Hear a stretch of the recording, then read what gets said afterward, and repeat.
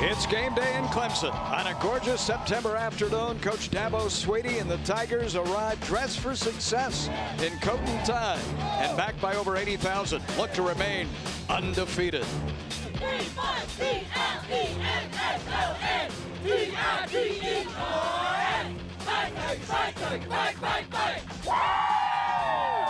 Go Tigers!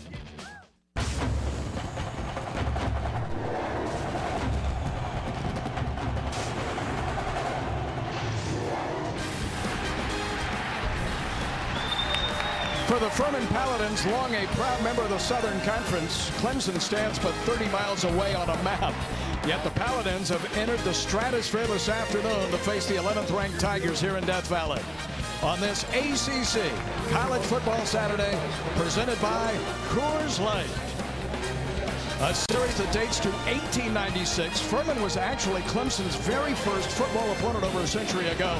But today the Tigers look to be anything but the hospitable host, seeking a third straight victory to open this season.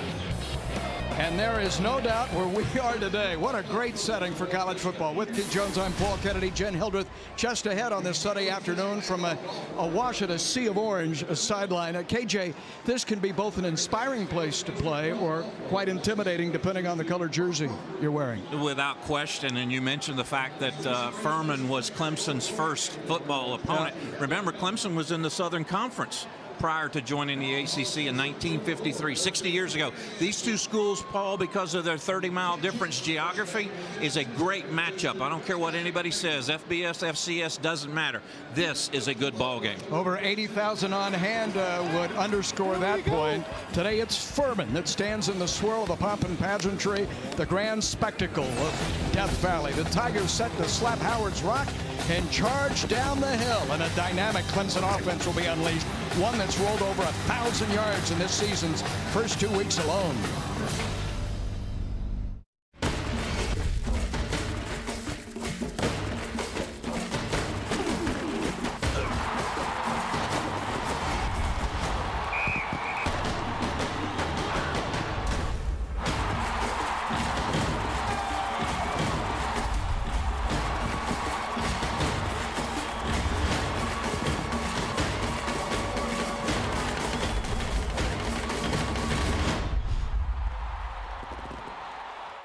Back to Memorial Stadium where Paul Kennedy, Keith Jones, and Jen Hildreth will have the kickoff between the Tigers and the Paladins. Enjoy the game, everybody.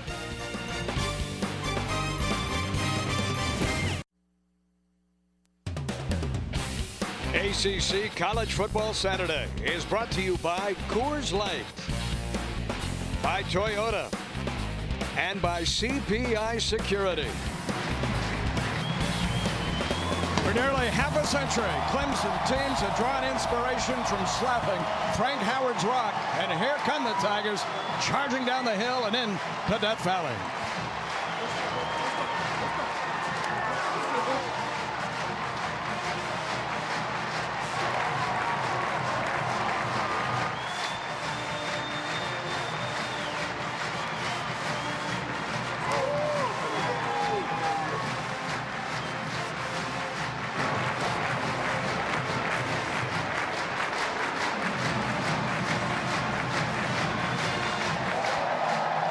There's nothing like that in all of college football.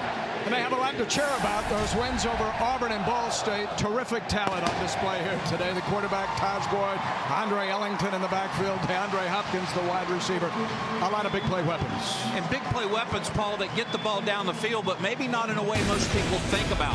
This is an explosive Clemson offense, but not because they throw the ball down the field. They take short runs, as you see right here with Ellington. Short runs, 6-7-yard gains, turn them into 60 and 70-yard jaunts.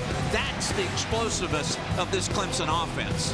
Remarkable. And to that arsenal, they now add an All-American to the sideline and say hello to Jen Hildreth. Paul, we are about to witness one of the most anticipated debuts of this football season as the sensation sensational sophomore receiver and returner Sammy Watkins will take the field for the Tigers for the first time in 2012 after serving a 2-game suspension. Why all the fuss? Well, he was the first true freshman in ACC history to be named first-team AP All-American. 1,200 receiving yards he just saw last year, a school record, and he is a dynamic kick returner, averaging some 25 yards per return. But as good as he was last year, guys, the coaches and players have told us in practice this year, he's been even better. We know you're excited to see it. Sammy's excited. Offensive coordinator Chad Morris described him as a kid in a candy store. And Paul, you better believe the Tigers are going to give this kid his candy early and often. Thank you, Jen. The first time he touched the football a year ago, just 30 seconds into his career, he took it in for 6. The keys to today, KJ, as presented by Ford. Well, the biggest thing for Furman, Paul, is they've got to win on third down. Offensively, they're only converting 21% in the first downs. On defense, they've got to get Clemson off the field. For Clemson, keep those blinders on, boys. Don't be looking ahead to Florida State. Take care of business right here. Work on those things you need to do in order to get better. For Furman's head coach, Bruce Fowler, he's certainly not looking ahead or to the past. Focus on today. But the past has been pretty tough. The first 2 weeks of this season, they have lost to have the Paladins on the last play of the game. They fell to Samford on a field goal and in triple overtime to Coastal Carolina last Saturday in the rain. Well, and Dabo Swinney, the head coach at Clemson, as you see right there, said, look, guys, this is a team in the Paladins could just as easily 2-0 as 0-2. You see his record now in his 4th full season at the Clemson helm. Dabo says the standard here, as it has been for a long time, is the best, to be the best. Now looking to climb into the top 10 as Spencer Benton puts the football on the tee and is ready to kick away. Can they maintain their focus against the team they are heavily favored to defeat? Gerardus Williams, as you saw, number 30, is back deep to receive the kick by Benton. And we are underway on a picture-perfect afternoon as he boots it from the 35. It's a short kick. And at the 15-yard line, it will be taken by Hank McLeod. And McLeod with good field position. As the Tigers were kicking it away, more likely than not, from Williams, works it out across to the 32-yard line, brings it back 16. A good start there. And here will come the Furman Paladins and a true freshman, Reese Hannon, who came off the bench in the rain a week ago and threw 4 touchdown passes. He is going to get the start today for a senior in Dakota. Derrick bruised his shoulder in that setback. 6 foot, 192 pounds, as you mentioned, a true freshman. All of those stats you see there were last week. All he did was come in, and on the last 6 possessions that Furman had the ball, 6 touchdowns. Gerardus Williams, who has rushed for over 2,000 yards in his career, tries to dance it outside, and there's nowhere to go. The defensive end, Corey Crawford, up front, makes the first tackle of the day, and here come our Toyota starting lineups, and we will begin up front with the Furman Paladins, and Dakota Dozier, the left tackle, could play anywhere. He's outstanding. Best offensive lineman, as you mentioned, can play anywhere. You see the backs and receivers. Gerardus has already gotten the carry 1 time. Keep your eye on that tight end, Colin Anderson. He also is an NFL prospect. Ryan Colbreth to the left side, the bottom of your screen, for Reese Hannon from Greer, South Carolina. Will King starts in motion, and they'll hit it inside. Here is Clemson under coordinator Brent Venables on the stop by the corner in Bashad Breeland. This is how they align in a 4-3 scheme. Malachi Goodman, they call him Handzilla. His hands are about a foot wide. Keith. Big hands. You see the linebackers there, Stephon Anthony in the middle. And then in the secondary, Brewer, the grad student back there, controlling and directing for this Brent Venables first year here at Clemson defense. For Furman today to hang with Clemson as long as they can, they need first downs. On their opening possession, 3rd down. Clemson rushes 3. They have the first down. That's a big catch to get this game underway. It has to help Hannon's confidence as he fires to the far side, and he finds the tight end and Colin Anderson for the first down. Here's the guy we were talking about, a little in route and then combination outside. Anderson, 6'4", 237. was a former walk-on, actually a former walk-on quarterback to Furman that has just blossomed into an outstanding pass-catching tight end.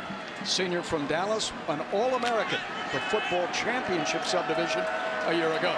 So a good opening kickoff return after Clemson had kicked it short. Now the first down.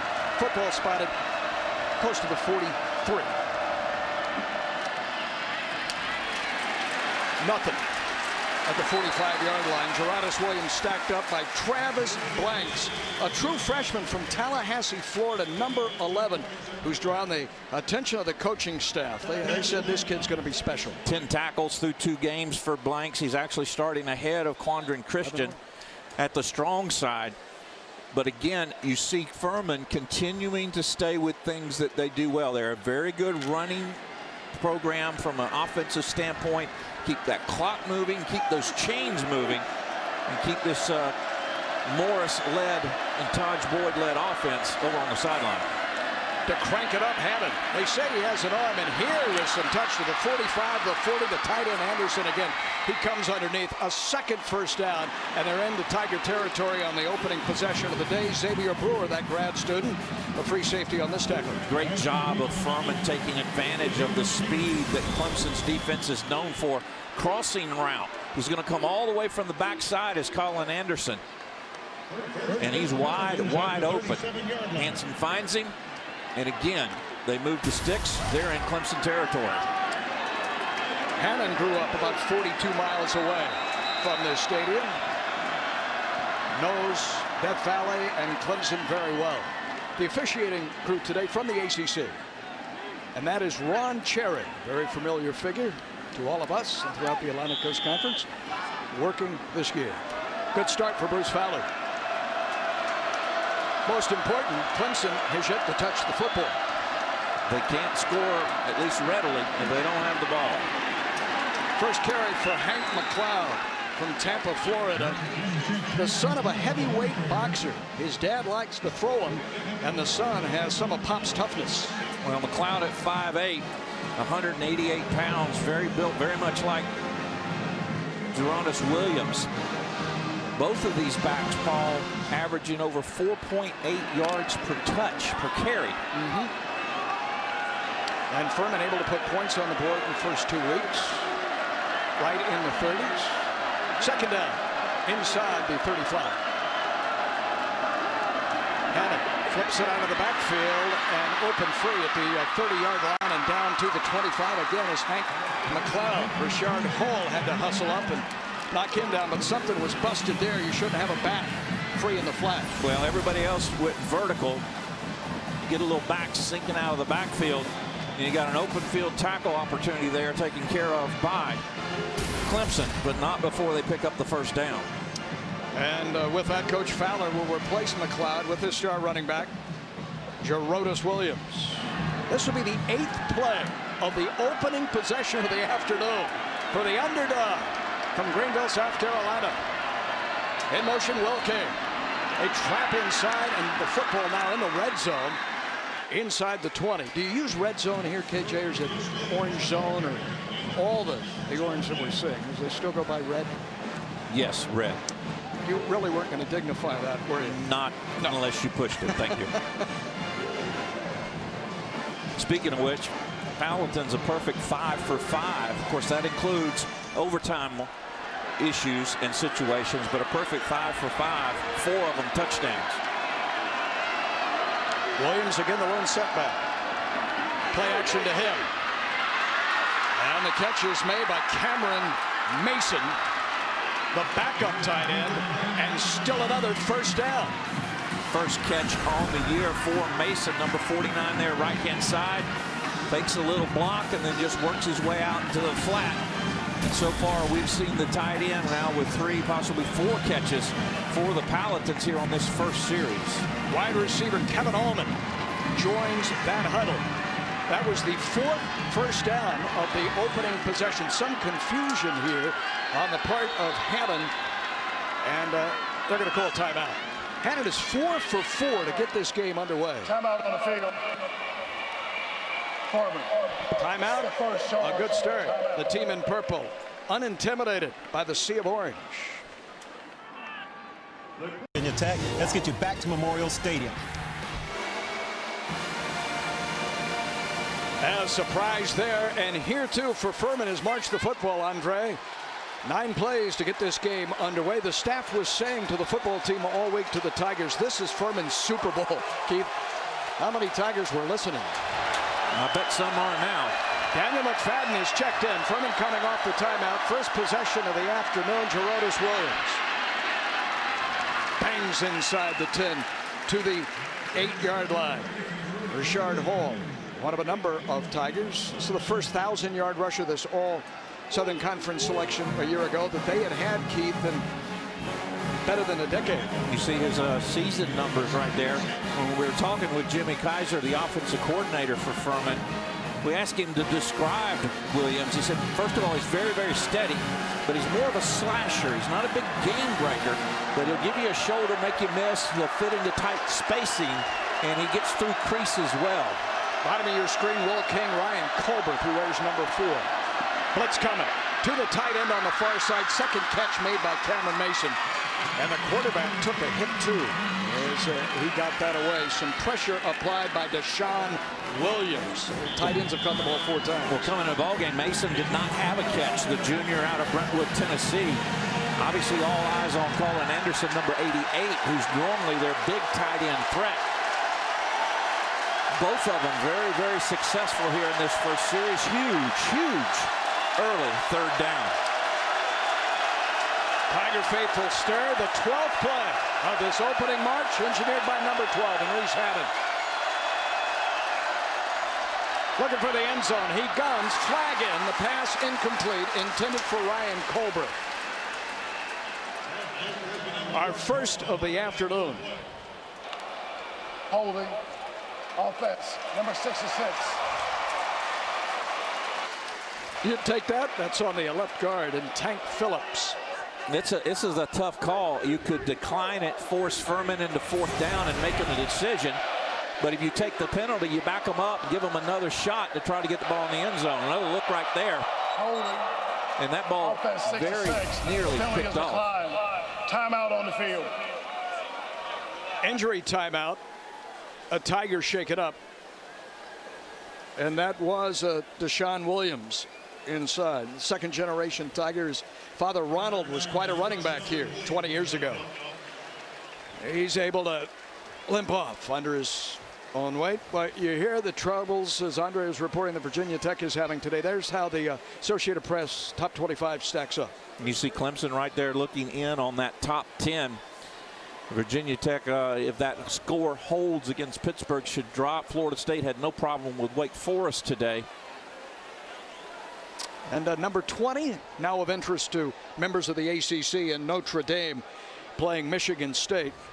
Dr. Terry Don Phillips, the director of athletics here at Clemson, will join us in the second half to talk about the impact of Clemson affiliating with the ACC and then playing a substantial portion of the Irish schedule against conference members. And we're going to see Furman take the opportunity for points here, not go for it. They could make a first down, could the Paladins, if they got inside the 2. But they're going to opt to try for 3. This is Ray Early. A 22-yard attempt. The holder is the wide receiver, Will King, and now they shift. That is King who remains in the backfield. And he looks to throw, does, and it is intercepted. Picked off. It belongs to Richard Hall. His second interception of the season. Thrown by Will King. I think on the part of Furman, they thought there may have been contact. There was contact. I am surprised there was no flag, but we saw some outstanding play by Hall. Remember the tackle he made out in the flat? Keep your eye on 31 in orange. Here comes 15 in white. There's contact right there. That's pass interference. No flag. So you have a holding call and now no call on successive plays. And for the defensive back, and Richard Hall, that is his 12th career interception. He is closing on the great Terry Kennard's record of 17 here at Clemson.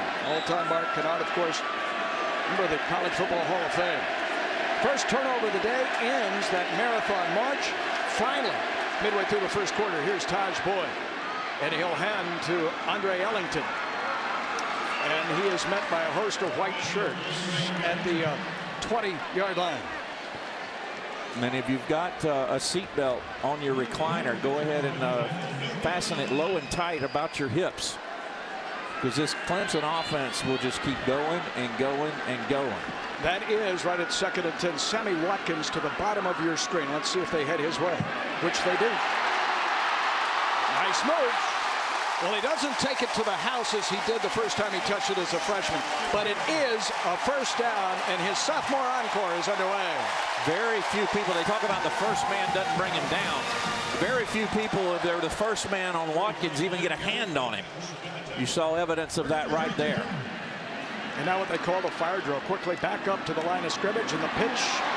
And left, and Ellington stretches it for 7. Let's get you a good look at that offensive line. For the home-standing Tigers, they look like this. The best center in the conference is Dalton Freeman up front. He is a graduate student, too. 1 of 6, as presented by Toyota. And to Sammy Watkins, as you saw, back into action. Boyd flushed out of the pocket, guns, and it looks to be ruled a catch by DeAndre Hopkins. He got a foot down. The Furman side of the field at the 42-yard line. And you hear the Clemson faithful chanting, "Nook, Nook." That's Hopkins' nickname. And Fowler is not happy on the sideline. Right back up to the line of scrimmage. A spread, no huddle attack. Sammy a second time. Gets a block. To the 22. First down, Tigers. You're right, they're churning up real estate quickly. His acceleration, Watkins' acceleration is unbelievable. A great block downfield by tight end Brandon Ford. But the ability to go from 0 to wide open doesn't take very long for number 2. No, it doesn't. I mean, that acceleration, the burst, the separation. Boyd throwing on the run, finds Hopkins. There's Nook, you said? Nook. Cortez Johnson on the stop. Here you go. Sammy Watkins again, along with DeAndre Hopkins, and both in uniform and out of uniform, are very much alike. They're mirror images of each other. Darrell Smith is the fullback. The toss goes to Ellington for this game's first touchdown.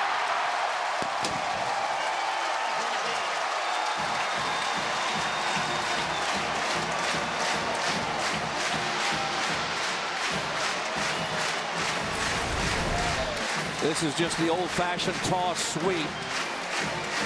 And until he gets to the second level, nobody gets a hand on Ellington. He finishes off the run very, very nicely. His 3rd rushing touchdown of the season. Career number 28. The pendulum swing back Clemson's way. An extra point. Good as goal by Spencer Benton. And the Tigers, the first time they own the football here at home. 7 plays, 80 yards. Andre Ellington powers in for 6.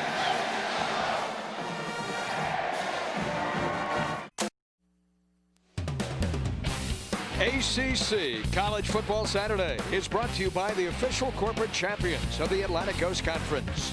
By Geico. By AT&T. By Haviland. And by Food Lion. Always in fashion, the color orange. Clemson, South Carolina, Death Valley, Andre Ellington for the first TD of week 3. And the ball is booted away by Spencer Benton. And they'll get it to 20-yard line. Williams downs it on one knee. Furman's last drive, the length of the field, KJ, opening possession. Utilizing the tight end out in the flat on the outside. And then here's that last play. I do not know. I cannot tell you why there was no flag on that interception. And that followed a holding call against Furman as well. Cause for concern for Bruce Fowler, who spent 24 of his 33 seasons in coaching at his alma mater.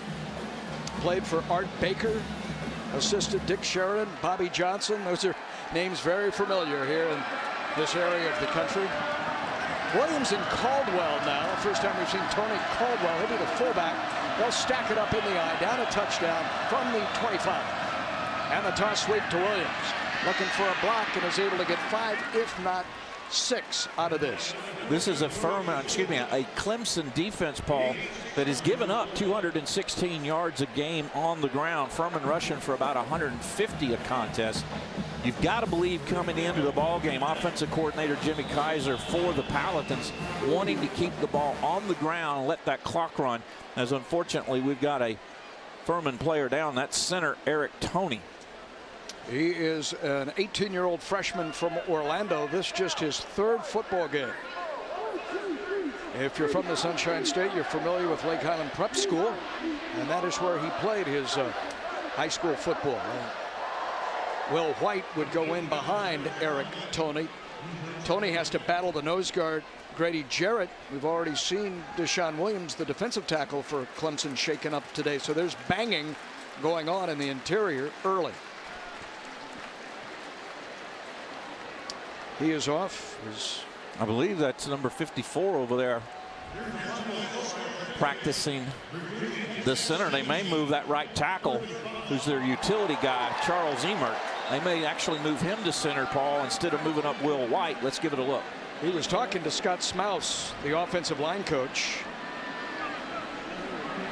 And here will come Reese Hannon. We were told that he has uncompromised or unexpected poise. Showed that a week ago with those 4 second-half touchdown passes. But here in the opening possession, no signs of nerves. Rattle. Doesn't appear that way. 5 of 6 to get it underway. That'll set up 3rd down on the Williams carry. Stephon Anthony, who's had flashes of brilliance for Clemson at the outset of this year and a season ago. As a freshman, fills it up, number 12. Helmets may be an issue today, KJ. You see that popped off? They used the skull cap to get a tighter grasp on your noggin so that helmet doesn't come off. Of course, this year, the helmet falls off. You must leave the game for 1 play. 3rd down. Can the Paladins convert as they did on the opening possession? And McLeod dots that I. At 4. 1st downs. Toss right near side. Looking for a hole. I think he is on that hesitation, Keith, looking for some daylight. Maybe stop the length of the football shy by Jonathan Meeks. I think he got a good spot, Paul. I think it's 1st down. Yeah, it is. They move the sticks forward, and we move to the sidelines. And Jen. Well, you guys were talking about Reese Hannon. I had a chance to talk to him this week, and as a true freshman, boy, his poise comes across when you speak to him as well. And he said last week, he had a lot of upperclassmen come up and tell him they believed in him. I said, did you believe you could do it? And he paused and said, yeah, I did. And Bruce Fowler told us this week, he's been the way he practiced this week has been the way he's practiced since day 1. He feels he's ready for this. Tyler Scogan in the backfield. Hannon looking for a target. He may take off. He likes to throw, and pretty good hit at the 44-yard line. Travis Blanks, Colin Anderson. Wasn't so much as a hit as it was a two-hand shuck by Blanks. Good job by Hanson to get outside, buy himself a little bit of time, keep those eyes downfield, pick up about 8.5, 9 yards. Creates a 2nd and 1, gives you a lot more opportunity to do some things here offensively.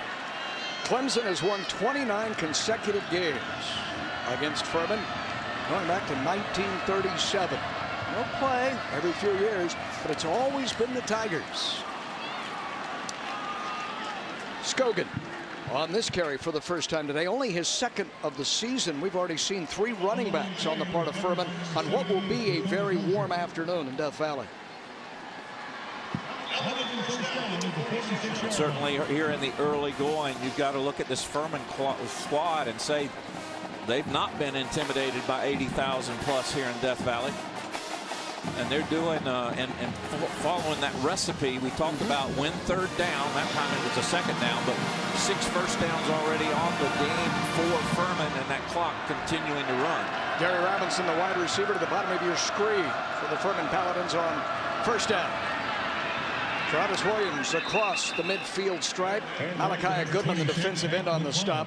A year ago, against the University of Florida, of course, out of the Southeastern Conference, Williams had his day of days. Furman scored the first 2 touchdowns of the afternoon, led 22-7 at one point at Florida Field, and he rushed for 133 yards. 19 carries, as you mentioned, that 133 yards. He scored twice, did Williams. And all that being done down in the swamp. Certainly was, and they put 32 points on the board, lost that game at Furman, but they played with the Gators. You would think that would have to help today. Nice Loss play. on a play, swirling down. Grady Jarrett, that nose tackle, wrapped up Hank McLeod around the waist and dropped it. Jarrett, a sophomore. Both of these interior guys for Clemson, very, very young, but very, very strong. Number 50 there, Grady Jarrett, out of Conyers, Georgia, makes the play, and another 3rd down for the Paladins. Converting twice on 3rd down so far. The football marked at the 49. Gerodis Williams as they break the huddle in the backfield. 3 receiver set.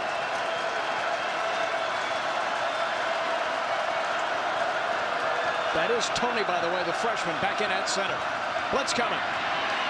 Having guns, caught shy of the 1st down marker at the Tiger 45-yard line, hauled in by Ryan Colbreth, the junior, the 2nd leading receiver for the Paladins. Colbreth broke that route off just a little too short. He's about 1.5 yards short.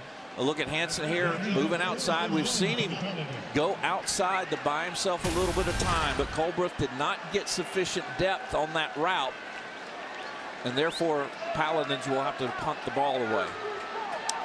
So Bruce Fowler, even though he needs but 3 feet, maintain possession, elects to play field position.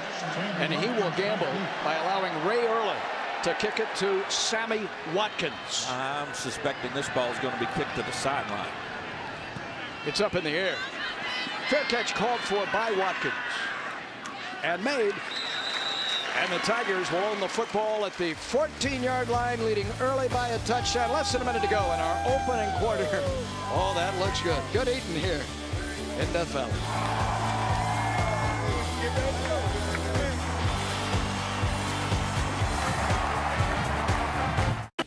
Follow Clemson on FoxSportsCarolinas.com. Here's today's Wendy's first. Furman being Clemson's oldest football rival. The 2 teams played on Halloween. Very first game in Clemson history. October 31st, 1896. The Tigers won that one 14-6. So where'd they play it? In Greenville? Exactly. How about that? Just the 8th play of the early going as Boyd unloads to the far side. DeAndre Hopkins, and he hops out of bounds. That gives us an opportunity to introduce to you, as presented by Toyota, Furman's starting 11 on the defensive side of the football. That's a team captain, Josh Lynn. He's in all Southern Conference. And Mitch McGrath is solid inside, following an All-American and Kaderin Anderson. Secondary just ahead. May have hit the turf for Hopkins. He certainly reached down and just plucked it up, didn't he? And Gary Wilkins on that stop. That may be reviewed. Some question in the secondary. Greg Worthy is an All-Southern Conference selection, but Marcus McMorris plays both linebacker and strong safety. They have him opening for the injured Nathan Wade today, who's out with a fractured foot. And he is their most experienced deep safety. That is ruled a catch. And Boyd now is connected on all 6 of his tries. Watkins goes in motion. Ellington works it up side on the out across the 25 to the 26. Wilkins, the linebacker, on this tackle, and Ellington's out. Good hard run by Ellington, who was Chad Morris, the offensive coordinator with Clemson, was sharing with us yesterday that this is probably the first time, maybe in his career, certainly in a long, long time, where Ellington is healthy. Boyd throws in coverage, and a tough catch is made by Jerron Brown. What a throw by Boyd. And Brown came down with the football. Great concentration by Brown and hang on to that. And Clemson's on the move. That's the final play of the opening quarter. The only points registered by the Tigers. Quarter number 2 just ahead on this ACC College Football Saturday.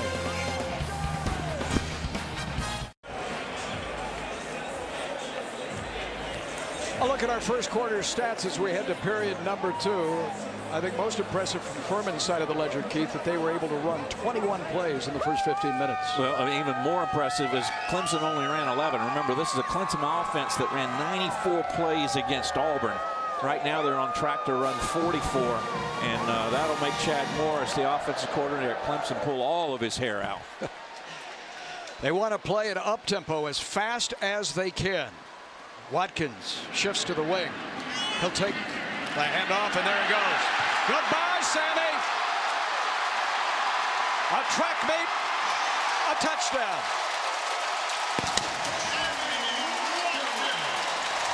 .58 yards.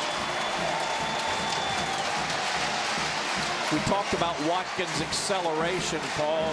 What you don't know and you can't understand or appreciate until you play him is his flat-out foot speed. Acceleration, yes. Top-end speed, maybe as good as anybody in the country.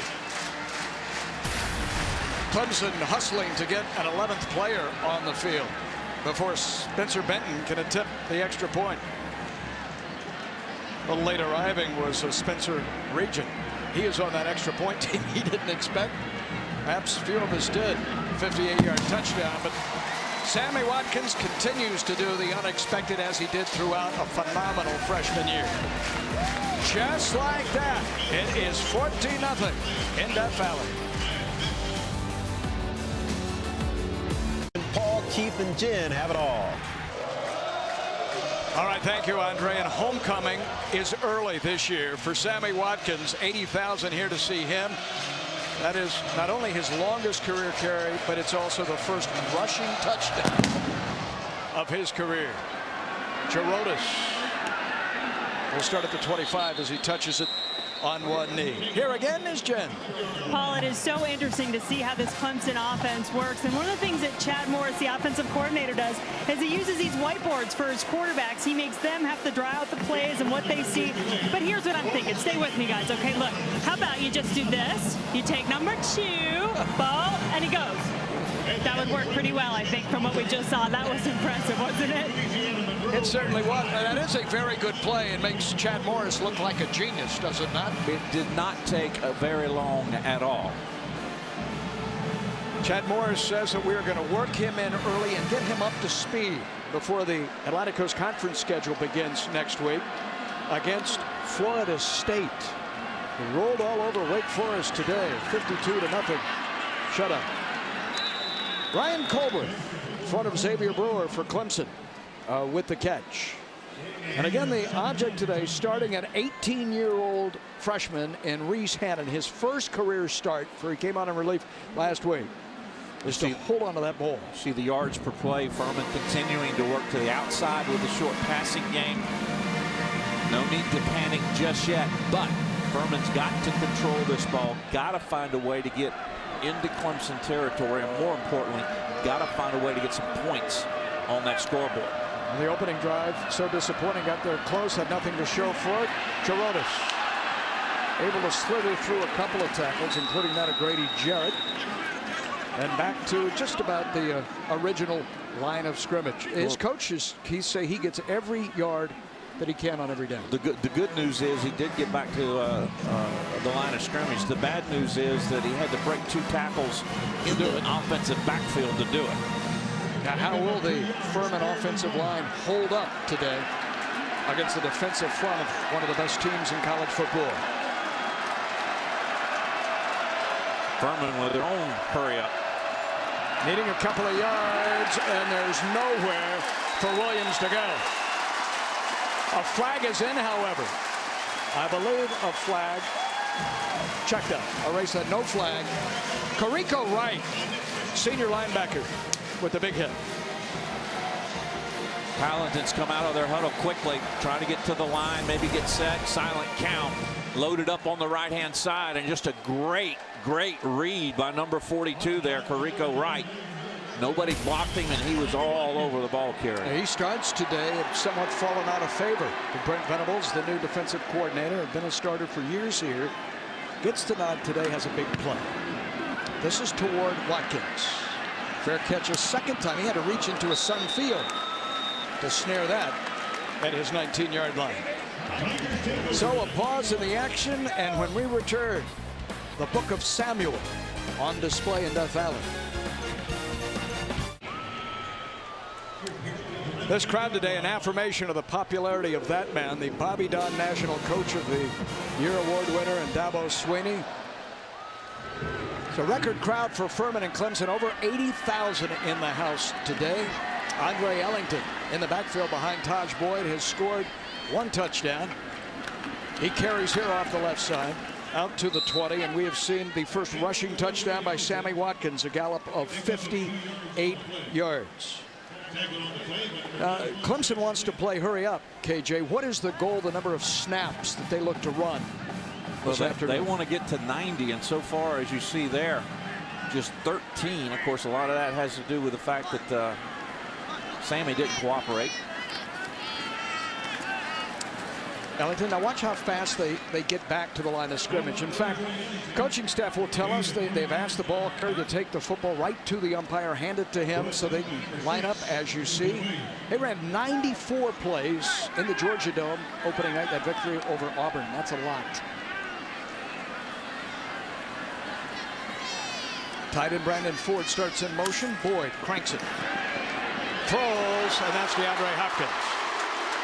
Stayed in bounds, cut it back to midfield and into Furman territory at the 49. And probably the guy happiest to see Sammy Watkins back is Andre Hopkins, because defenses are going to have to pay attention to number 2. That's going to leave more opportunities for number 6. He did step out of bounds there. No review forthcoming.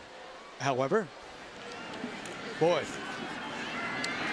Look at the time he has to throw to air it like that. And that is a second very difficult catch that Jerron Brown has made. Stretches it out and holds onto the ball. First down, Tigers. 6'2", 205. Jerron Brown has shown a propensity to be able and be very comfortable going over the middle and then going up high to bring the ball down. How about Taj Boyd? Has he missed one yet? No, he's 9 for 9. First carry for Hot Rod McDowell, a junior from Sumter. Hammers the right side. He led the Tigers a week ago, close to 60 yards rushing. Roderick McDowell on an afternoon. The issue was decided really by the half, and Dabo played everybody. Boyd's going to take off. Inside the 25 to the 23. Matt Sullivan, the middle linebacker. Spilled it. Good decision to take off. Bad decision not to slide. You hate to see Boyd taking hits like this. Right now, get on your britches. Don't be taking those helmets in the back. And behind him is Cole Stout, a sophomore. He's played very sparingly. They're trying to redshirt Chad Kelly, who looks to be the quarterback of the future. Boyd could hear footsteps, pulled it back, spun around, and is dropped by Ira McCoon. Well, that time Furman came with a blitz and timed it perfectly. And everybody hit the line of scrimmage at just the right time, and they overmatched that offensive count. Nowhere for Boyd to go. Gary Wilkins, a linebacker, appeared to get a piece of the jersey before Boyd got away. Wait a minute, this isn't fair. This would be a 46-yard field goal, maybe a 47, and it's Chandler Canizero. Let's back it up to 61 and see the other guy. Spencer Benton, who kicked a ACC record 61-yarder a week ago. This from 46 with a ton of leg, and that is good. Nice job. Certainly was. Furman makes Clemson settle for 3, but that Tiger lead grows. 2 touchdowns and a field goal. 17-0 here in Death Valley. ACC College Football Saturday is brought to you by Hardee's hand-breaded chicken tender boxes, by Ram Trucks, and by Z-Max. The founder of what was Clemson College Back in 1896, Thomas Green Clemson, United States diplomat, visionary, and look how this university has grown. On a gorgeous day, 17-0 Tigers. Williams on a knee. Nice job kicking today by Benton. Everything's gone into the end zone. Time for our GMC video vault. One of the reasons the Tigers on top. Let us not forget the season they had a year ago, KJ, playing Virginia Tech for the Atlantic Coast Conference Championship and winning their first title in 20 years. They started out so fast, 8-0, kind of stumbled there at the end, but not before they took that ACC crown home. And as you mentioned, it's been a couple of decades since this Clemson club has been able to hoist that ACC championship trophy. Yeah, most wins in 30 years. And leading by 2 touchdowns, one by Watkins, the other by Ellington, and the long field goal of 46 by Catanzaro, his 13th consecutive made field goal. The Clemson record, Obed Herrera, you remember him from the national championship team. That record now in jeopardy. Blitz coming. Hannon against it, hits the slant route. Off and running, Will King. King can fly. And he's shoved out of bounds across the field, the 30-yard line of Clemson. Well, we've seen Furman attack the outside, particularly with the tight end. This time they're going to come right across the middle, right to left on a crossing pattern. And Will gets ahead of everybody. Will King, the senior out of Rock Hill, South Carolina. He gets pushed out, but not before the field is reversed. And all of a sudden, 1st and 10 Furman on the Clemson 30. Yeah, when you blitz, and the opponent's offensive line picks it up, gets a helmet on everybody, big plays can happen. Talked about Todd Boyd's numbers. How about Hannon's numbers? Now, Hannon's having a superb start in his very first starting assignment. On the ground between the hashes for Tanner Scogan, a freshman from Woodstock, Georgia.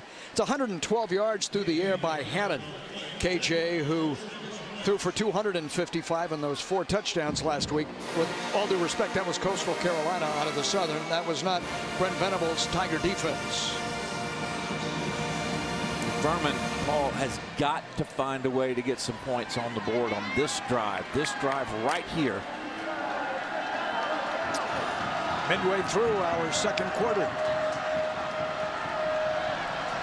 5 receivers set.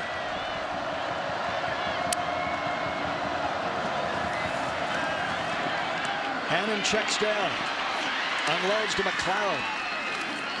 A yard or 2. McLeod's a battler, just like that fighting father of his. Now we got a Clemson player with a helmet off. That's Stephon Anthony, the starting middle linebacker. And off he goes again this year in college football. For whatever reason, other than a penalty, the helmet comes off. To protect players, the safety the primary concern. You are out of the game for one play. 55 times through the first 2 weeks of the season, 3.4 per game. But there's only been 1 called for a foul.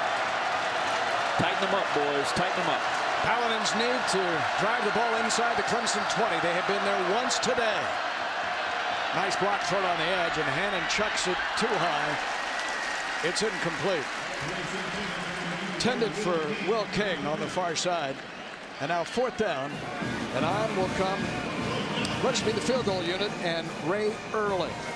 So it'll be about a 41, 42-yard attempt. 41 is the long for Early on the year. He's 2 of 3 to begin the 2012 season. As a freshman, he boomed one from 52 against Samford. So he has kicked from this distance. And KJ, you're saying they've got to get points. Got to light that scoreboard up. From 42 officially. Low snap. Missed it. And the holder in King is knocked to the turf by Richard Hall. Again, nothing to show for the big play to Will King, and it was a low snap that doomed him. King unable to get it off of the turf and then upright. You see it rolled back to him. And Early just quits on it, rather. And nothing to do. Clemson will take over. That's Danny LaMontagne, a freshman, and the deep snapper. Hiked it along the ground. And Ellington on first down. A tough three. Reggie Thomas from the corner hit him, along with Matt Solomon, linebacker. So what would you look for from Ellington this season as ACC play is a week away? They say after the toe injury that he endured over the last couple of years, he's really as healthy as he's ever been and looking sharp. Can you say 1,500 yards? Really? Boyd, incomplete drop by Martavis Bryant, the first pass thrown the sophomore's way this year. That one had a little too much mustard on it. And the first incomplete pass, and it really wasn't Boyd's fault. Martavis couldn't hold on, but there is Ellington and what he's done this afternoon. 228 yards against Auburn. Did not get very many touches last time out. 7 already in this ball game, but he has got the ability, as you see him in that tight pistol formation, got the ability to rack up some yardage on the ground. Boyd throws to DeAndre Hopkins, who spins close to the first down marker at the 45-yard line. This is going to be just a little bit short. They'll get the ball down. Play clock started at 40, 37, 36. Fourth down. It looks like they'll bring him off. That's Nate Wade, who's playing with a hairline fracture of his foot. We didn't expect to see the senior in action today. But he is out there, KJ. Did not start this game. Marcus McMorris did. Unable to practice, but he's trying to do the best he can. Big game. Opportunity to play in a big house. Suit it up and get out there. Ready to punt on fourth down. Not a good kick. Bounds at the 30 and takes a Clemson roll toward Will King. And the effort by Spencer Benton. Furman once again in possession of the football, but trailing by 17.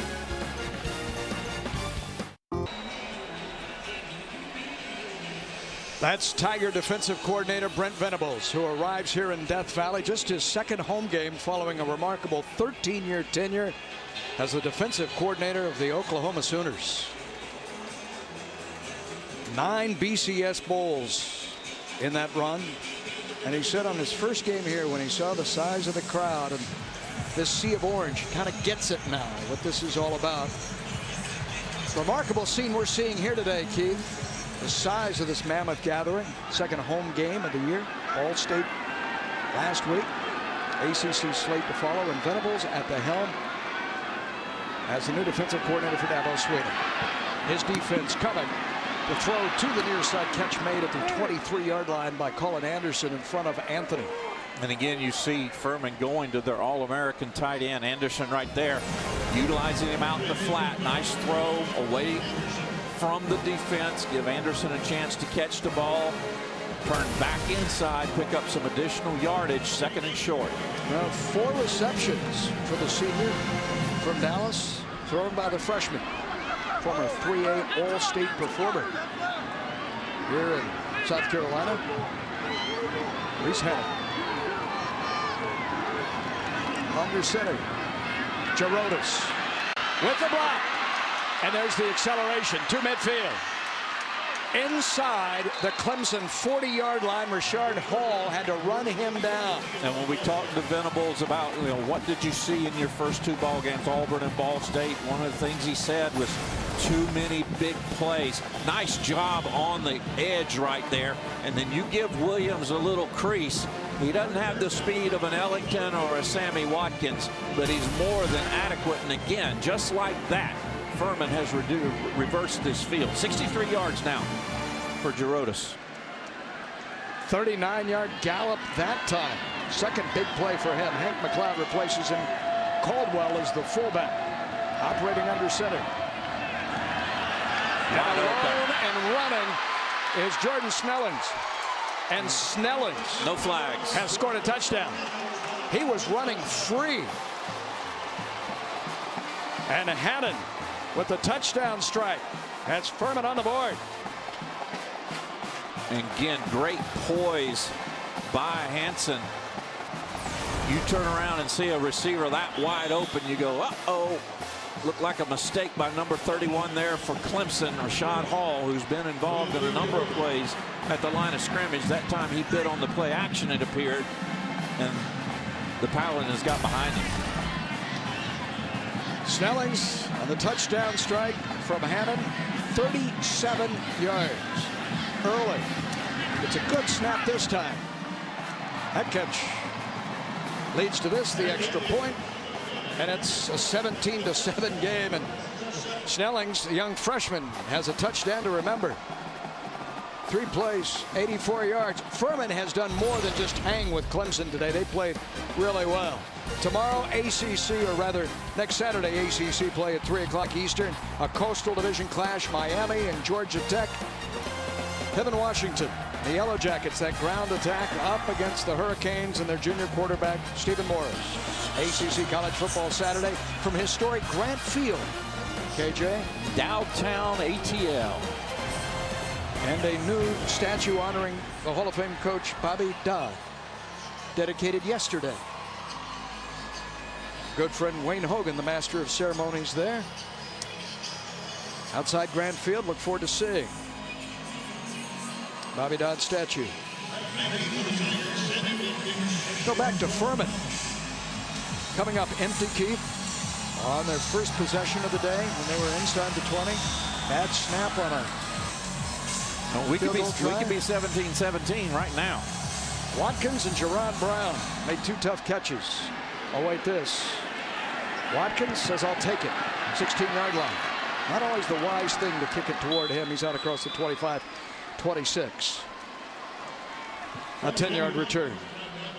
Now, if you're Clemson and offensive coordinator Chad Morris, head coach Dabo Swinney, you want your kids to answer this immediately. Your defense have given up a couple of gash plays, one on the ground, one over the top.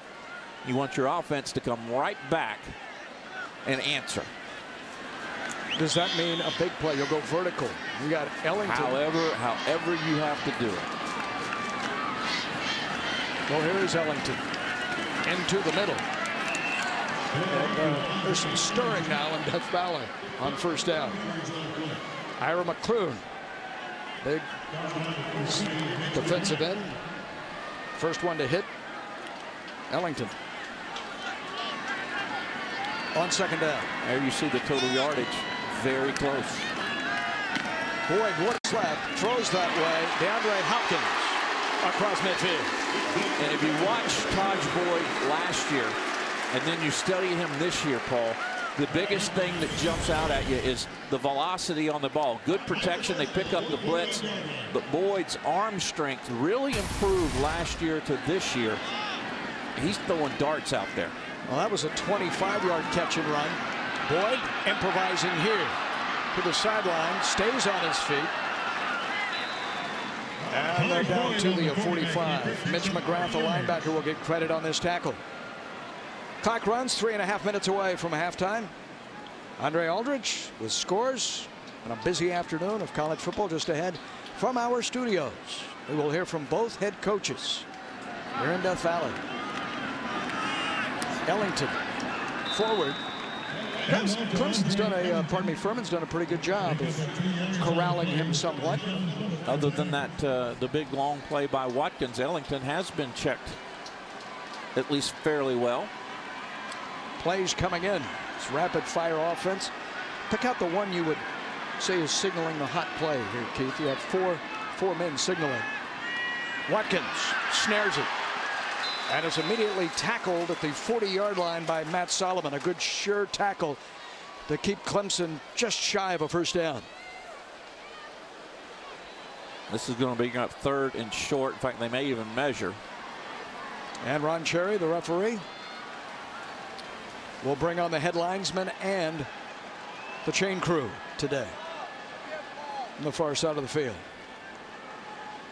Been a rather penalty-free game today. The biggest call has to be the holding call when Furman was deep inside Clemson territory on its initial possession. Actually, the biggest call is the no call on the interference when Hall had the interception in the end zone. The one that made that man there, Bruce Fowler, right livid.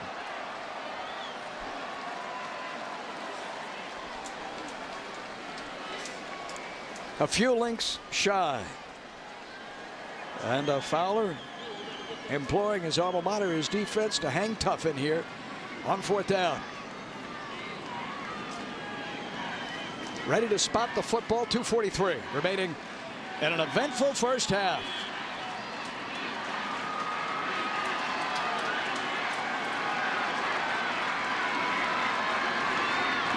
Boyd puts his back to the line of scrimmage and tries to wedge himself forward. That's one of the things you teach quarterbacks early on quarterback sneaks is you don't turn your back to the defense. Keep your shoulders parallel, keep your head moving forward, turn your shoulders sideways to get through a crease, but don't turn your back to them. Well, they pick up the first down. That is their 10th of this afternoon. First down. Ample time to put points on the board for number 10. Especially with targets like this. First and goal, Clemson. The Tigers hold on to the ball. Jerron Brown, he can't catch it unless there are people hitting him. I'm so impressed as you see the red zone, the CPI security red zone numbers for the Tigers. All 3 of his catches have just been gut checks. Boyd held on to the football, throws it, it's nearly picked off inside the 5-yard line by Nathan Wade, playing on that bad foot. And that is a very poor decision by Boyd that he's going to live to see another play. And he's going to be very, very happy about it. Only his 2nd incomplete pass. He nears 200 yards on the day. He's thrown for 192. Ellington inside the 5. Almost out of that jersey. Neil Rogers, the nose tackle, along with Wade, up to make the stop. An official timeout momentarily will halt the clock. They'll reset it.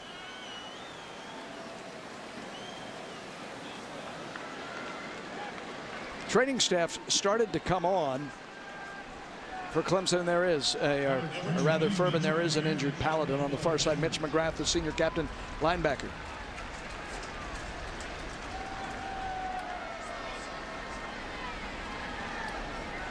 He will leave the field.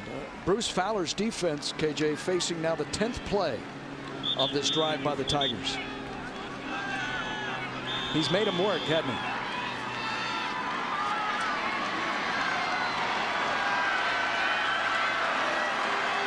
Dalton Freeman, the All-Atlantic Coast Conference center, will snap it out of the gun.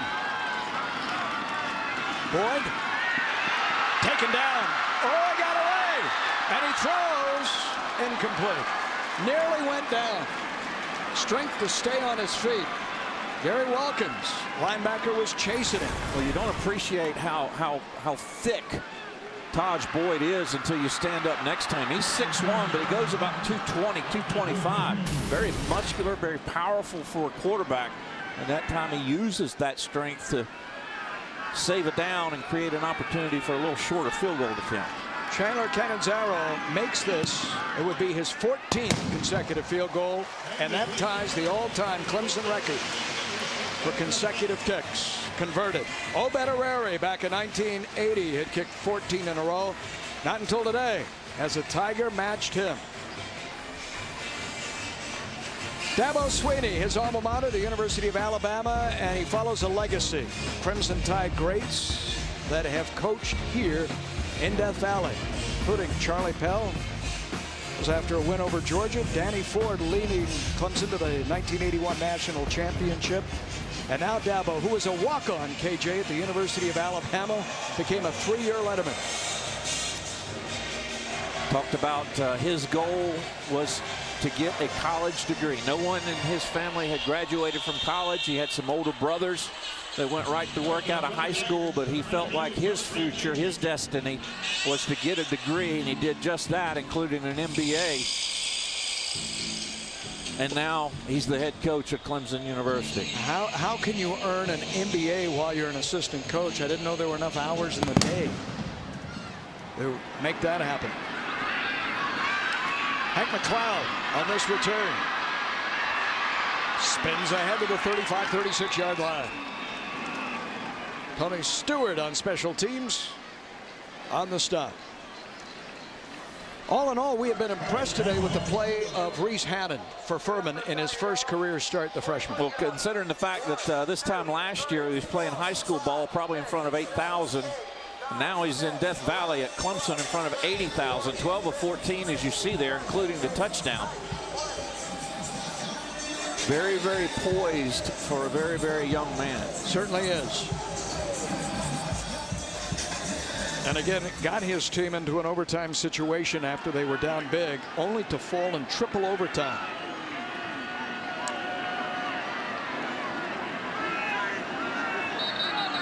He goes to check the play and ran out of time.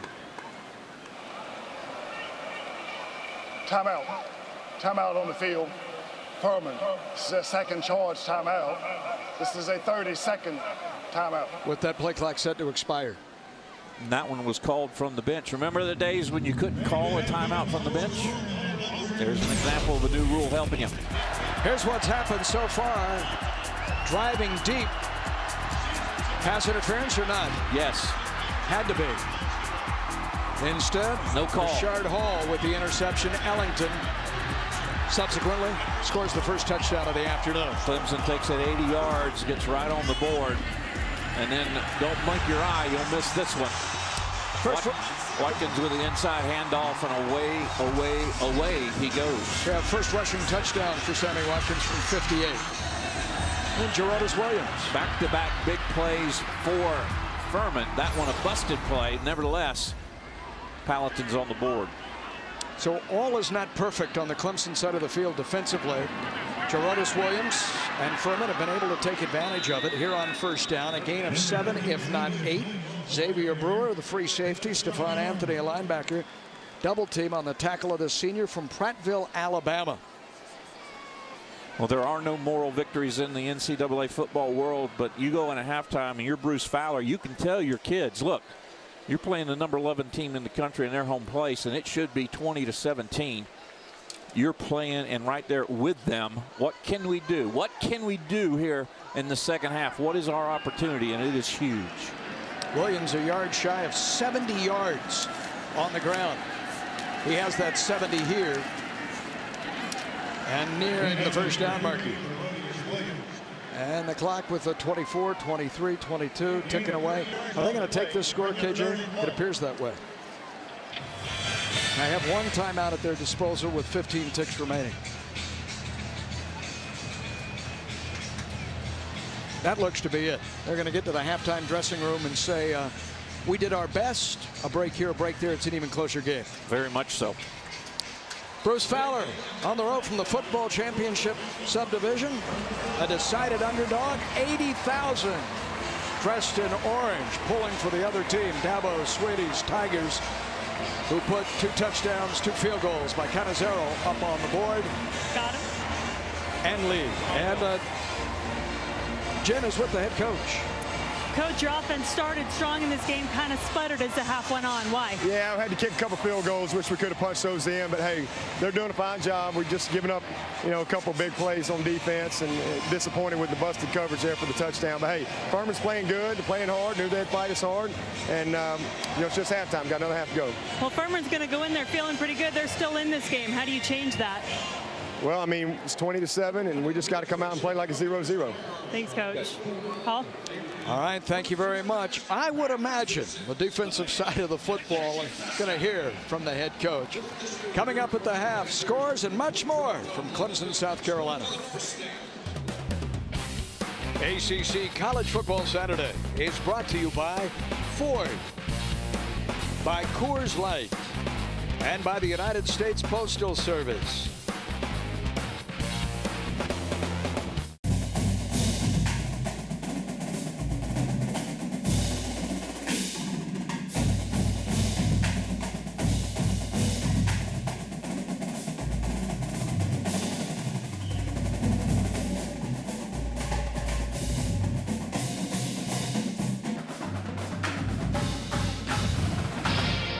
Clemson Tigers. Bring it 110%.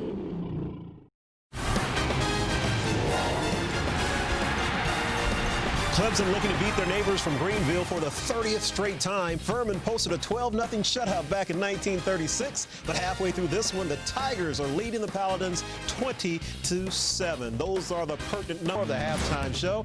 Again, in Death Valley, Clemson leading Furman 20-7. Good ball game going between the South Carolina neighbors there. Stay tuned, folks. Back with more right after this. Separated by 36 miles, meeting for the 54th time today. There have been 2 ties and 41 wins for the Tigers halfway through today's encounter, and the Paladins trail numbers your way. Hey, just touch the good thing when you're at home, why don't you?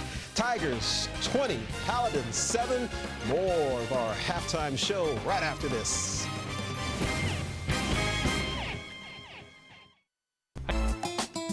My name is Chris Dart, and I'm a student at Clemson University. I'm a communication major on the swim team and a volunteer in my community. In sports, school, and in my community, we've got to do the work to see the results. I believe in we before me. Creating positive results in my community is how I live united. The ACC and United Way. Live united.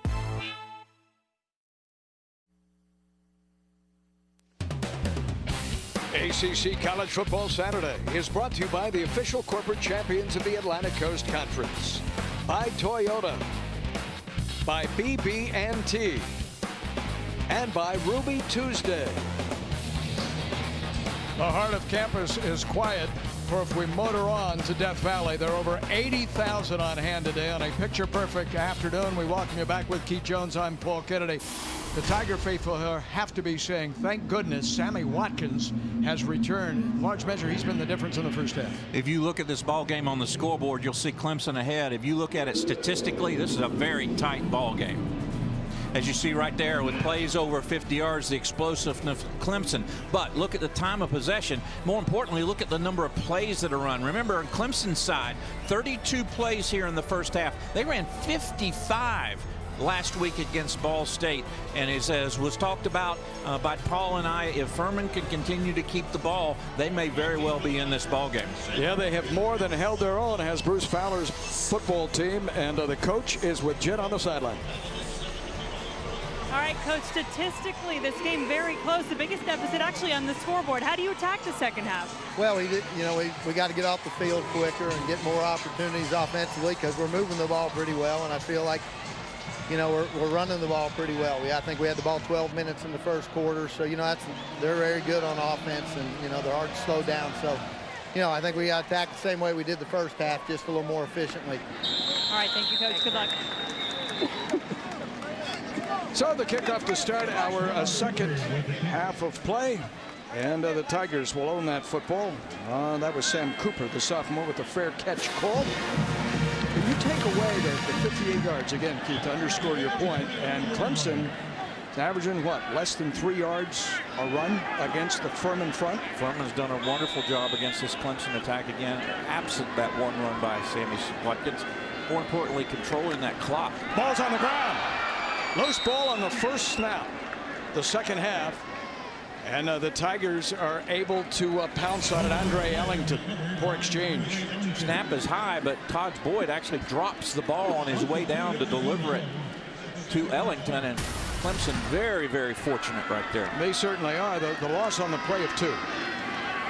Boyd throws behind his intended target, and Brandon Ford, and Dabo Swinney's football team is not sharp as it comes out of the halftime dressing room. And this is something that Coach Swinney talked to us about yesterday. He said, you got to remember, even though we're heavily favored, we got to play against ourselves. We got to make sure we do the things we need to do to get better. And honestly, not happening yet in this ball game for the Clemson Tigers. This would be a shot in the arm for Furman if they can get a 3 and out. Blitz coming. Boyd unloads, throws, and it's broken up, incomplete. This time, Jerron Brown cannot make the tough catch in traffic. Cortez Johnson was there defensively, the senior corner. Great break on the ball by Johnson. He very nearly, Paul, came down with this ball. Pressure on the outside. They get to Boyd, but not before he can deliver it. That's Marcus McMorris, number 10, and then nice job on the outside there by Johnson, very nearly with a pick. So it's a 3 and out, and Spencer Benton, the young man who boomed that 61-yard field goal, the ACC record a week ago, he's handling the punting duties. He puts his foot into it. My goodness. Will King will start from his 15-yard line. He gets the corner and is upfield to the 27-yard line. So Furman, I think, has gained confidence, KJ. This is what they were able to do with the football in the first half. Well, the thing that jumps out at you is there's only one 3 and out. And that was that one. The other 3-play drive, they actually scored a touchdown on. The half ended on that last possession. Look at that, 6 possessions, which means Clemson only had 6 or 7 of their own. Clemson club that had 19 possessions last week against Ball State, I believe. Hannon has thrown for 165 yards, has hit a 45-yarder. Jaridus Williams is headed toward a 100-yard rushing afternoon. He is the lone setback, and he'll open the action by cutting back for a rather tough pair. Let's go down to the sideline again, and Jen. Just want to fill you in. Jaridus Williams, you've talked about him quite a bit. Number 30, white for Furman. He's a guy that offensive coordinator Jimmy Kaiser called the heart and soul of their offense. This team wants to run the ball. You heard Bruce Fowler talk about that, and they did a decent job of it in the first half. And you want to talk about humble. Jaridus Williams, who had that big game against Florida, as you guys talked about earlier at the end of last season. I told him he was called the heart and soul of the offense, and he laughed and said, "Aw, well, that was nice." How about this, Jen? His average yards per carry? 6 a pop against Clemson. Play action 2-hit. Hannon steps up, throws, and this is picked off. Made a mistake, wandering Christian. There is a flag down as Christian flies down the sideline. The second interception thrown today by Furman. The first by Hannon. Remember, Will King was the wide receiver who threw it. Holding, 51, offense. The penalty is declined. First down. Second holding called today by Ron Cherry's crew. This one, 2, declined.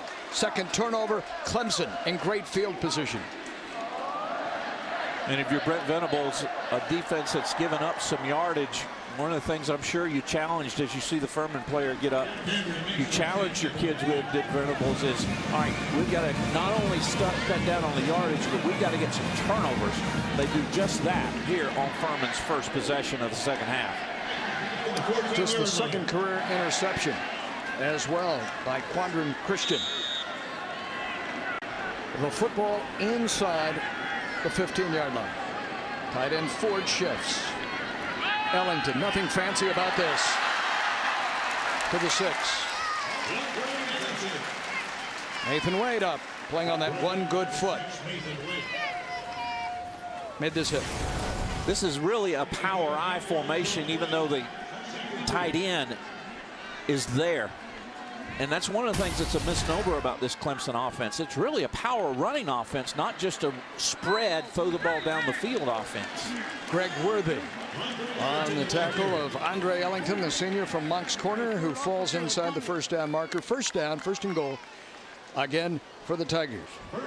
Updated numbers there on Ellington. And the game's first score. Snap and the throw to the far side. That's for Hopkins, and he's out of bounds. Reggie Thomas, a freshman, was there in coverage for Furman. Let's get a look at it. Goes up, catches the ball clearly out of bounds, and then smacks the ball against the concrete brick wall. That couldn't have felt good. No. Their quarterback and Taj Boyd has misfired his last 4 throws. Handoff Ellington. Lowers that shoulder and is pulled back. Greg Worthy, some upper body strength. The All-Southern Conference strong safety. He just yanked back 200 pounds of momentum in Ellington. Well, the first thing you've got to do down on the goal line is stop their forward motion. And then secondly, he just grabs the jersey and utilizes that strength to bring him back. Young man is a football player. Ellington this time, no denying him. His second score of the afternoon following the turnover. A very short field for the Tigers. And a nice read by Ellington to dip that thing outside just a little bit for clear sailing. Another look at it, heads up there, a little bit outside. Pay dirt. Chandler Cannizzaro has already nailed 2 field goals today. Adds this extra point, and just like that, 27-7. The delight of this sea of orange. The second touchdown by tailback Andre Ellington. Keep Paul and Jen have it all.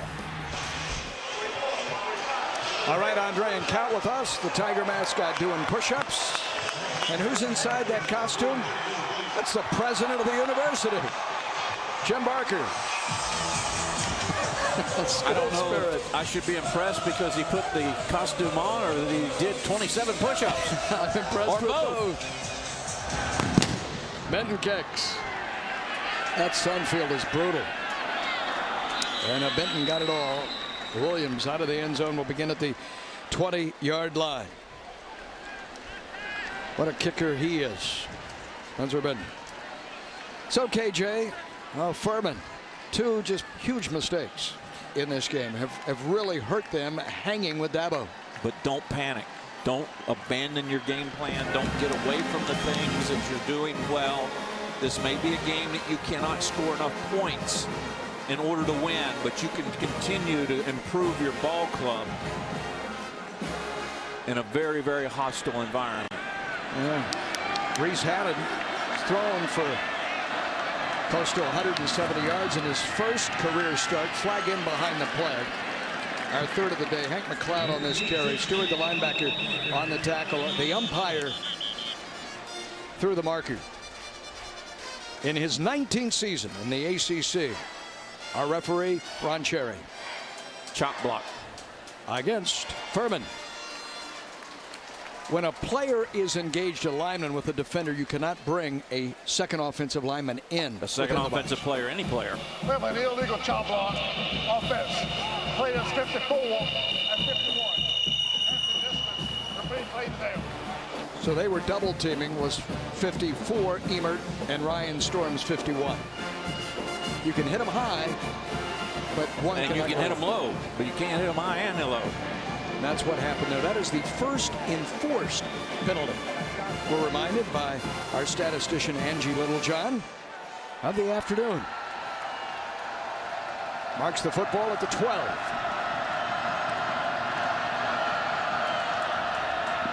Hannon to the sideline. Connects with Colbert. Buys some real estate. Brewer is up in coverage. So get a few of those yards back. Coming right at you.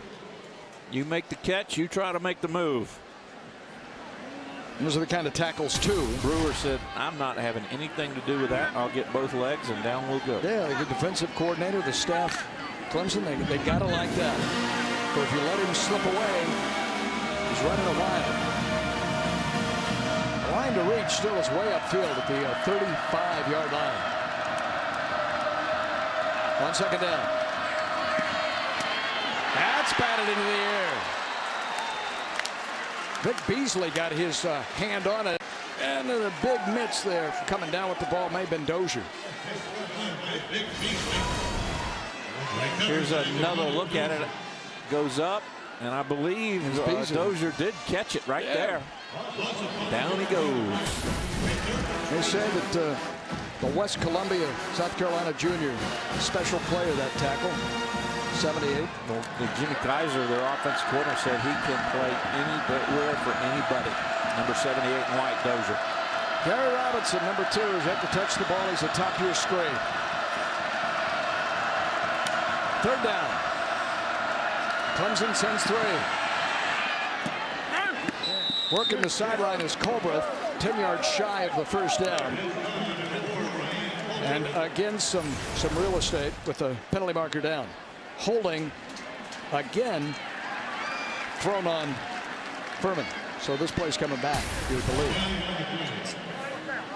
I'd decline it and let him punt. Would you? Yep. That way my offense can get my hands on it. Holding 51 offense. The penalty is declined. Ryan Storms is not going to want to go to the sidelines. No, this is a difficult series for him. And Sammy Watkins, who's the toast of the town today, stands in single safety. at his own 37-yard line. The punter is Ray Erlin, and he needs to hit this away. Gets his foot into it. Watkins allows it to bound, and that's the best case analysis for Furman, that it ricochets into the Tiger bench. So a pause in the action. Clemson on the board once again. Less than 10 minutes to go in quarter number 3. 27-7 Tigers.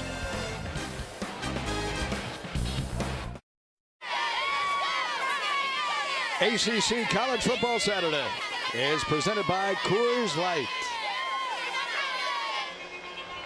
Tiger spirit on display today with Keith Jones, Paul Kennedy, Jen Hildreth on the sideline. From all of us in our crew, delighted to have you with us. Campus of Clemson, tremendous crowd. Taj Boyd, who's misfired on his last 5 passing attempts, finally has a connection, and this is Watkins. Hold your breath. Out to midfield. Elbowed out of play by, I got a good block rather. Sam Cooper on that far side. That's a gain of 19.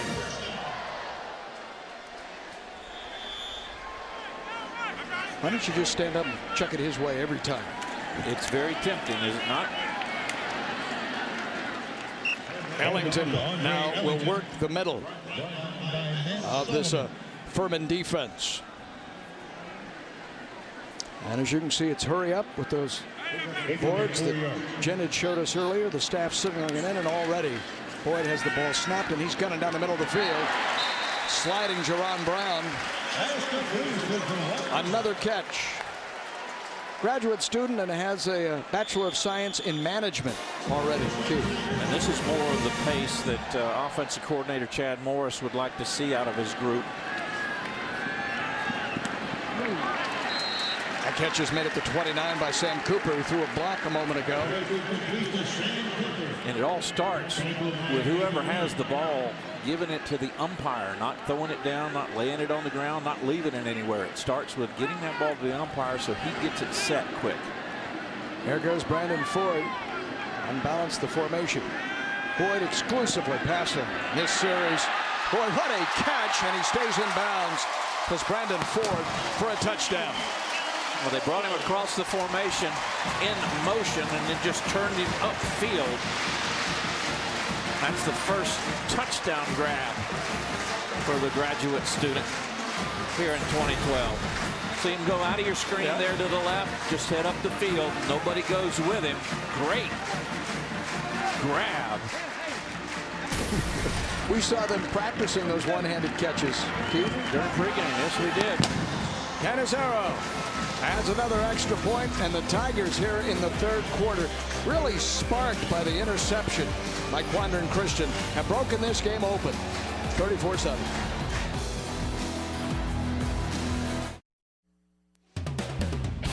ACC College Football Saturday is brought to you by Hardee's hand-breaded chicken tender boxes. 1981, Danny Ford, Harry Tuttle, national championship over Nebraska in the Orange Bowl. Yeah, those are the aspirations this season, are they not, KJ? Clemson? 124 FBS schools have that aspiration in August every year. It's good. Dabo said he has seen Benton kick a 70-yarder field goal, talking about here, in practice. He says, I swear he could do it. May get a shot, perhaps not today. Again, a 61-yarder that broke Gary Sismasia's standing record of 60 kicked for Florida State.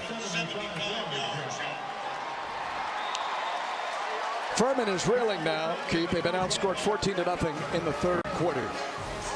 Yeah, the momentum has changed very, very quickly from them coming out on their first series here of the second half. Starting a true freshman, his first career opportunity under center with the veteran Dakota Derrick injured, bad shoulder, could not play a senior. Doing the best he can. An interception a short while ago, costly. On first down. Geroldis hit pretty hard.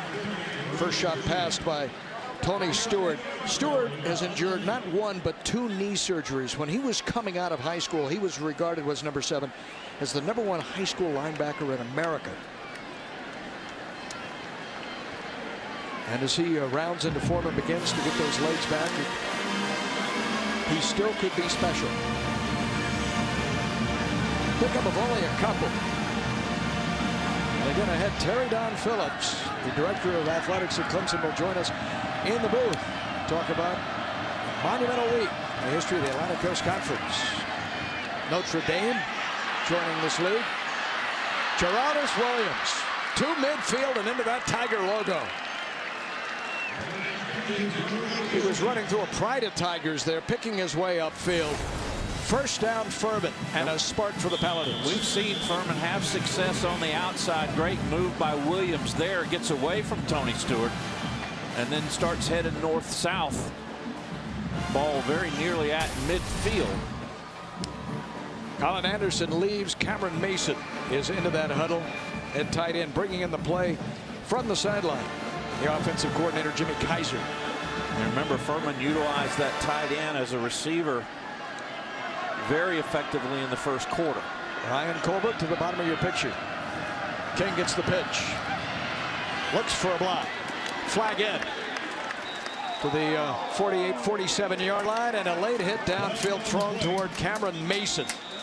On contact with Richard Hall. That was 10 yards further downfield. So there are 2 penalty markers on the green grass. And Clemson can turn around and walk the other direction. Excuse me, Furman.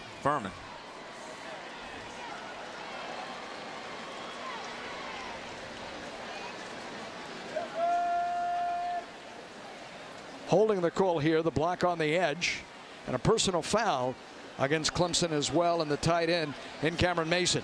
Now, if that personal foul is after the play, both of those will be assessed, I think.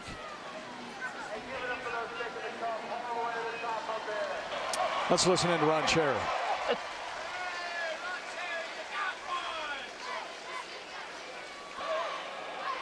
We have 2 fouls on the play. Both will be enforced. We have a holding, offense 78.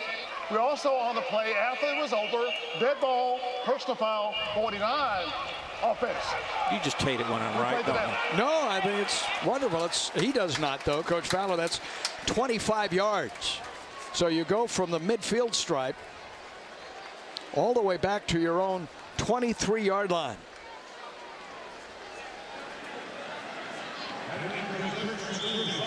And it'll be 1st and 35. So some pretty arduous circumstances. Turning by fire for Reese Hannon here. Does it get much tougher? I want to see that play on the wristband. Now here's what we're going to do, man, on 1st and 35. First of all, we're going to try and spread the Tigers as wide as we can. And we're going to hand it to Gerardus. And Stewart again makes the stop. Stewart's having a big day in terms of tackles. Maybe a double-digit afternoon for number 7 for Clemson.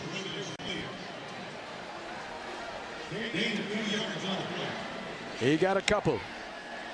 Headed 2nd down. Been a difficult day, a challenging day for Bruce Fowler and the officials this afternoon, and it all stems back to the very first possession. A no call in the end zone on a pass interference, apparently contact in the end zone that didn't go his way. Hannon has a target and close to a first down around Colbreth. Arched it up there, got inside Brewer, and that is a first down. Well, they didn't have a 1st and 35, so they dialed up the 2nd and 34 play.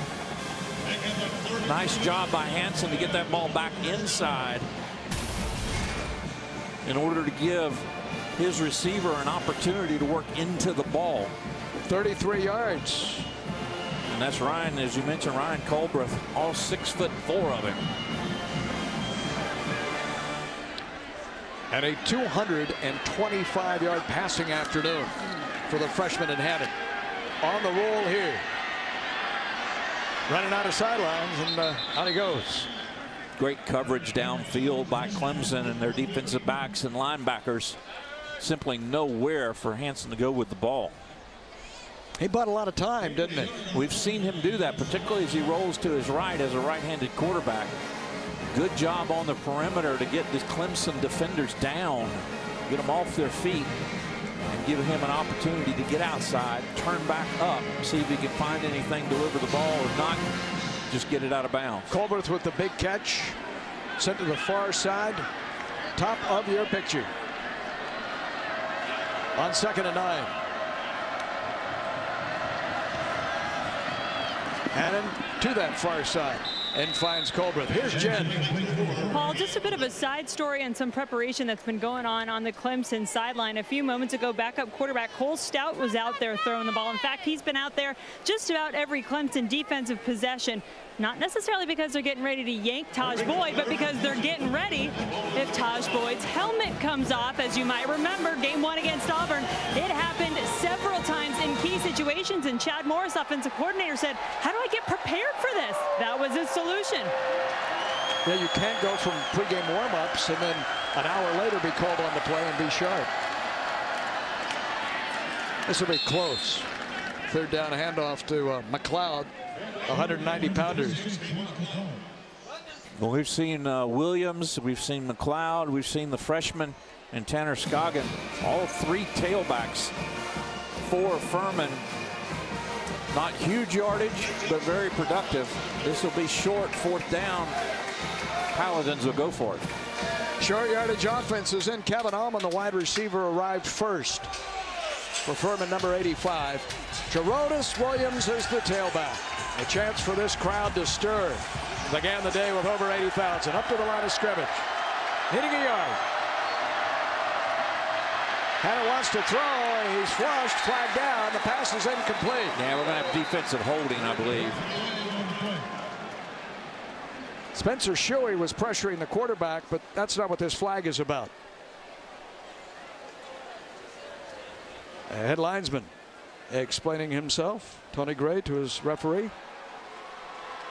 That'll be obviously by yardage and by rule an automatic 1st down. Holding number 9 on the defense. The penalty was against an eligible receiver. The result of the penalty is automatic 1st down. And the very first infraction committed today by Clemson.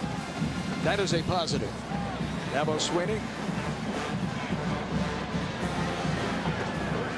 But a fresh set of downs inside the 25-yard line with 3:47, as you see. Remaining in the 3rd. And in play action. Throws to Scoggin. Ball appeared to come out but late at the 20-yard line. So they get 3 of them in front of Stewart. I'll tell you, number 7 for Clemson is playing as hard as anyone in this stadium today. Sophomore out of Hastings, Florida. You've already talked about him. Tony Stewart was hurt in high school and then re-injured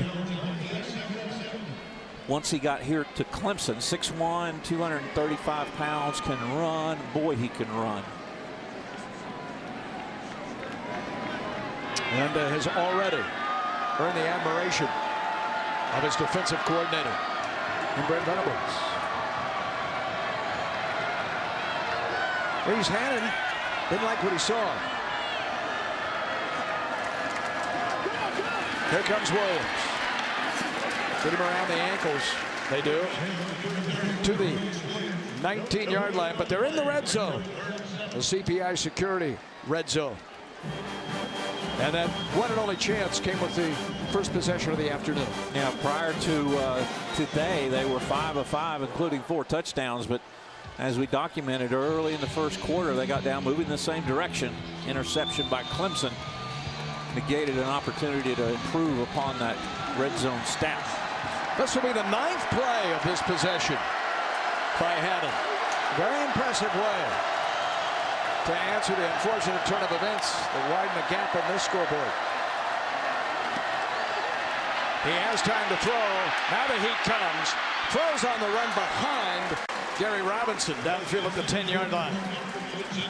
He had to get rid of the football and did. But he wasn't on target. Intended for that man, the sophomore from Georgia. Dad Felix Robinson played at the University of Florida back in the day. When Hannon rather goes back and looks at this tape, he's going to see Will King along the back of the end zone wide open. Not sure he could have seen him and or gotten the ball to him, but those are the things they'll look at and improve upon when they get into game 4, 5, and 6, will the Paladins.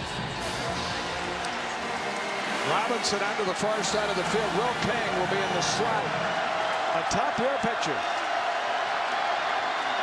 They're coming this way instead, trying to throw behind Ryan Colbert. Now that's that back shoulder throw. If you throw it right, it's very, very effective. If you're just a little bit errant, very hard to complete. Rashad Breland on the coverage on Ryan Colbert. So the Tigers will take over on down. Right-hand side, this is the back shoulder throw. And again, it gets it too far outside. Good coverage on the outside there by Breland. Sharon Peak, the top blue screen, number 19. Out to the 20-yard marker. And boy, there's nothing on that right side for Roderick McDowell on first down. Looking forward to hearing Dr. Terry Don Phillips talk about the Fighting Irish coming into this league. Keith, you've been a part of the ACC since the inception of Florida State coming into this league. And just a landmark win for this conference. The tight end Sam Cooper, all thumbs. And he's back into a Sun Field, too. In his that's a tough catch. One he knows and would tell you he needs to come down with, but it would have been difficult.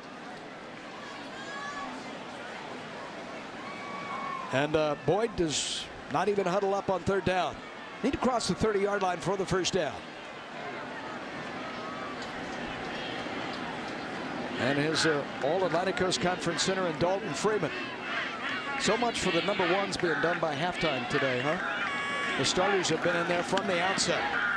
Boyd throws. Great break on the ball. Have been almost picked up by Cortez Johnson. Great break on the ball by Johnson. He saw that out route. He planted his foot and drove back towards the offense. Watch this right here. Turn, plant, escape. Very nearly an interception.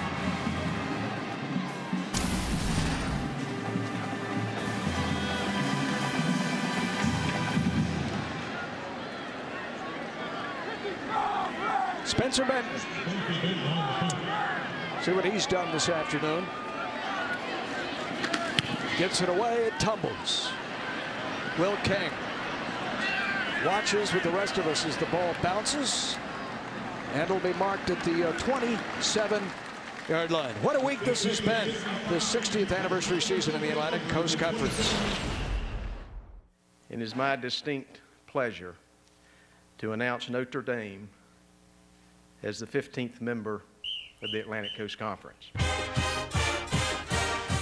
As you see, full membership in every sport but football, and the Irish will play as many as 5 football games each season against members of the Atlantic Coast Conference, once every 3 years. This is the 60th anniversary season of this league. The Director of Athletics, Terry Don Phillips, has joined us here in the booth. And Terry Don, welcome aboard. We have seen some things, reorganization of a college football. That's thrown incomplete, but what a week this is from your perspective. Your take on the Fighting Irish affiliating with your ACC. Well, we're excited about Notre Dame coming into the Atlantic Coast Conference, and I think the Commissioner Swampford, did a great job. Our president, Jim Barker, did a great job with the conference leadership, but he was very much involved in this, and so we think it's absolutely great. Terry Don, there is an issue that I think is beginning to rise, and a lot of things to work out, but in situations where Clemson has Notre Dame at home and then goes away, you may be limited to 6 home games in those years. Well, that's an issue that we've got to have further discussion with the leadership with regard to scheduling, because certainly we're looking forward to playing Notre Dame. It'll be tremendous for our people. We used to play them, but haven't played them recently.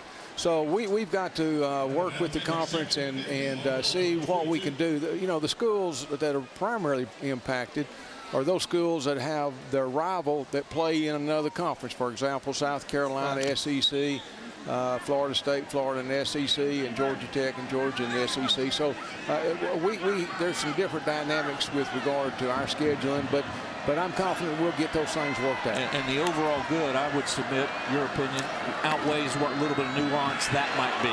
That's correct. Yeah, I mean, the devil is in the details when something like this, but we're delighted that Notre Dame is part of the league. Great university, great tradition, and it's going to be good. Well, you got it all put together, and then you're going to step down. Well, I'm going to let the other person work out those details. Understood. But we're excited, and again, I can't say enough good things about Commissioner Swafford, and again, our president Jim Barker, and working with the conference leadership and helping make this a reality. 78 offense. That's a 10-yard penalty. We'll replay the down. You have Syracuse coming in, Pittsburgh coming in. You add the Fighting Irish 5 times a season. By the way, Notre Dame, three of its final 4 games are against teams that are in the ACC mix. Pittsburgh, Boston College, Wake Forest, so they're very familiar to your league. But the footprint now of this conference on a national basis, and just in 20 years, has gone from 8 teams to where it stands now. Sure. That's rather remarkable. Yeah, we have a great footprint, and we're pretty close to being contiguous with our membership schools. So, but the footprint is good for the conference. Coach, as we get started here, how special was last year? After 20 years without a championship, what's that do for a university? Well, it does a lot of things. It certainly helps, recruiting and getting that feel and that swagger back a little bit. Dabo, can't say enough about the job he's done with recruiting and beginning to change the mindset. We're not where we want to be or need to be, but it's a continuing process, and last year was a good step in that direction. You have 80,000, a game you're favored to win today. There are a lot of things to do in South Carolina on a sunny Saturday. That's an affirmation, I would think, Coach, of Dabo's popularity and where the program is headed, that this place is all but full. Yeah, it is. And again, what happened last year is a step, and we just got to keep working at it, and we're confident that we'll get our consistency. We're a factor every year. You can see over 80,000. This is the largest crowd ever for a Furman and Clemson game, and the Paladins were the very first football opponent of then Clemson College back in 1896. So it's a record-setting day. Coach, I'd like to be the first. I need a couple of Notre Dame tickets for the Clemson-Notre Dame game here. Could you help me out? I can tell you they're already sold out. they're gone already. They certainly will. That'll be a great day here. Yeah, we have great support here. This is a wonderful place. It's a unique place in America because you look at. The school's not that large. Clemson's just 13,000, and you look at the dynamics of it. You have to say to yourself, how could this happen in Clemson, South Carolina? I have no idea how it happened. But, the past and the history of Clemson University is so unique. And I tell my family and friends back in the Southwest, Midwest, where Trish and I are from, that it's a unique piece of Americana. Terry Donna, you'll have many, many more tell you that are a lot more important to us, but congratulations on a wonderful career here at Clemson. Thank you for all you've done for both this university and the ACC. We wish you well and health, and you better be back here for a ball game or two. You bet. Thank you so very much. Appreciate you guys being with us. Absolutely. Dr. Terry Don Phillips, the Director of Athletics here. Very proud of the Clemson Orange that's on display here today. And the monumental week in the ACC. They're welcoming the University of Notre Dame into the Atlantic Coast Conference family. Football comes popping out. Furman believes it has recovered the ball. No, that's a forward pass. So it's an incomplete forward Ron pass. Cherry, that almost ballet in style. Throwing for the shuffle pass, ruled incomplete. Ron Cherry's fairly emphatic there. We've run out of time here in the third quarter. Let's be certain about this. up in lights. Yeah, There's no time remaining here at the end of the third. They may have to go back and look at this. There may be a second or two or three on the clock, since the ruling is an incomplete pass as opposed to a fumble, in which time the clock would have continued for a couple of 3 seconds. Let's see. Ron Cherry has said that's enough. Nah, we've had enough. Yeah, we're at the end of the third.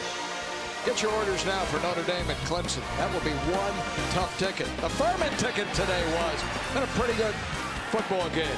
All measure right now, though, the Tigers dominating. We head to the fourth.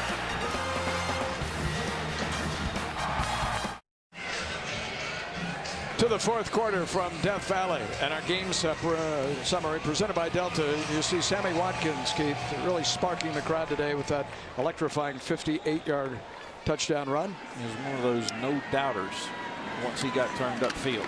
He was the difference in the first half, and Taj Boyd opens the fourth quarter by throwing on target to Adam Humphries, sophomore wide receiver from Spartanburg.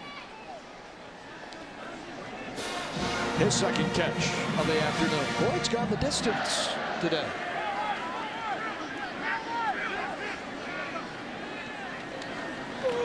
Play action here. And gunning down the heart of the field. And it's caught. And scoring a touchdown is Martavis Bryant.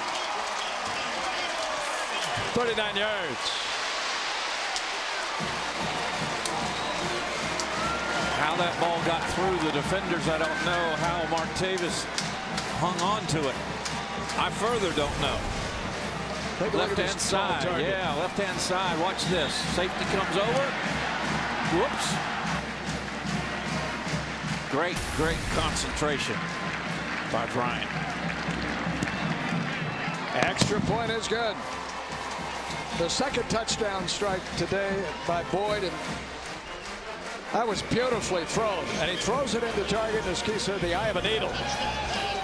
Bryant's in the end zone, 41-7, Clemson. 12-10 lead. Now let's get you back to Paul Kennedy at Memorial Stadium. Thank you very much, Andre, with Keith Jones, along with Jen Hildreth, our producer today, Dave Behringer, our director, Gary Klim. Wow, watching 4 separate Tigers have scored touchdowns. Cannizzaro with a pair of field goals, and Keith, they score in the blink of an eye. That's 4 possessions today, under 2 minutes, to put points on the board. Our Polaris hardest working player salutes that man, number 83, a decorated military veteran, Daniel Rodriguez. Not only has he received the Purple Heart for his wounds suffered in Afghanistan, but the former Army sergeant, also the recipient of the Bronze Star, a walk-on here, and kind of a heart and soul player in his first season wearing a Tiger uniform at the age of 23. Well, Dabo Sweeney, Rodriguez called his first pass last week and said it only took him 7 years and 2 wars to go from high school to college. Hannon remains in at quarterback. That's a yard for Hank McLeod. Hannon today, Keith, has thrown for 235 yards and a touchdown, and he has delivered to 9 separate receivers. There's so many positives out of the play of this 18-year-old freshman from Greer. Without question, his counterpart, Taj Boyd, is 20 of 29 for 310 yards and 2 TDs, so very respective numbers for both of the starting signal callers. Yeah, but 2 huge lessons learned. The Will King going out of the Wildcat, throwing a interception deep in Clemson territory, actually in the end zone, and then the one that Hannon threw in the third quarter, backed up near his own goal line. Those were painful plays today, and certainly, if not bearing factor on the outcome on the scoreboard, it changed things. Well, and I told you, mentioned in the open that you know, the FCS versus FBS games that we see and we talk so much about, this is one that I think needs to continue. I think these 2 clubs usually play a very close ball game. The score is a little bit out of hand, but if you look at the stats, particularly how Furman's been able to maintain the ball, time of possession, number of plays that Clemson has not been able to run, this has been a very, very entertaining and contested ball game. Hannon slings that ball to the sideline. There was contact here as Jordan Snellings, who's got a touchdown pass today, went down, got tangled up with Breland for Clemson. That draws the flag. Perhaps with Notre Dame coming into the ACC and playing 5 games a year against conference foes, this might open up an opportunity for Furman, because you are not going to be able to play a heavyweight outside your conference each and every week. You're going to have 9 conference games. You're going to have Notre Dame. That's 10. You have South Carolina. That's 11. You're going to have to find at least one mid-major. That might work well on occasion Furman's way. And it's going to be interesting as we talked with Terry Don. Holding 17 offense against an eligible receiver. That results in a first down. After the play was over, of a dead ball, personal foul, number 6 on the defense, 15 yards will be added to the end of the play. That's second time we've seen 25-yard penalties. But again, just to complete your thought, in those years when you've got to play at Notre Dame, you may end up with 6 home games. You're going to have to adjust budgets and do that type of thing. But I think that's a very, very minor inconvenience for the good that the Fighting Irish coming into the league bring. The third infraction, the third and fourth against Clemson today. Gerardus Williams stood up by Quadrin Christian, who had the interception earlier. Really opened up the floodgates as far as Clemson was concerned. Plays that hybrid position back there, KJ, in the secondary, both as a linebacker and put his hand on the ground for Brent Venables. Talented athlete. Well, I think nowadays you almost look at every position out there and they've got to be versatile. You don't have the age-old nose guard and 2 tackles and the middle linebacker and safeties. Everybody is going to move around, be close to the line, back off the line. It's a very, very complicated game these days. Hannon squares his shoulders and unloads high toward Tony Caldwell. Running back, guarded by Christian, and it's third down. Well, next week, the Atlantic Coast Conference schedule arrives in full force for Clemson. The Tigers, who will stand 3-0, will be bound for Doak Campbell Stadium. And Florida State earlier today was not looking past Wake Forest. I'll tell you, one of the things you've got to be impressed with this Florida State club is their ability to be matured and focused. They've now outscored opponents about 170-3. It was 52-0. Is that correct today? In Doak, look out. Outside the box and able to get it away, just avoiding the sack. Was Hannon. Spencer Shoei was shooting through the junior linebacker. And he does come free, just can't quite get there in time. That's one of the advantages of working out of the shotgun. If you get rid of the ball on time, it's just almost physically impossible to get from point A to point B. Hannon is just, you have to feel he's wearing down. He's misfired on his last 7. Adam Humphreys will receive the punt by Ray Early. You see his hand up there shielding his eyes from the sun. Early fluttering this, trying to put him inside the 10. Not good. Kicked it to the cheerleaders. So Clemson's offense will be back on the field, and we may see Daniel Rodriguez, Jen, I tell you out what, there Paul, offensively for Clemson. Yes, and he is such an incredible story. You gave him that hardest working award, and why not? He may not have been out there too much yet, but he's been out here working the sideline. And look at the work he put in when he got back from Afghanistan. He decided he wanted to fulfill a dream of playing college football. Boy, did he put in the work in his basement to get here. And seeing that work on YouTube was one of the things that convinced Dabo Swinney he wanted this guy on his team. Actual combat video there, Rodriguez brought back. Stout is the new quarterback. He'll run the ball, and he has a first down carry. Cole Stout on the carry, who takes over for Taj Boyd, and Rodriguez buckling it up, making an opportunity to come into the game. Mentioned earlier, he had his first career reception last week against Ball State. That went right through the wheelhouse for Stout. He hops on it. Boyd will sit down today, KJ. Taj, 310 yards through the air. And a couple of touchdowns, 20 of 29.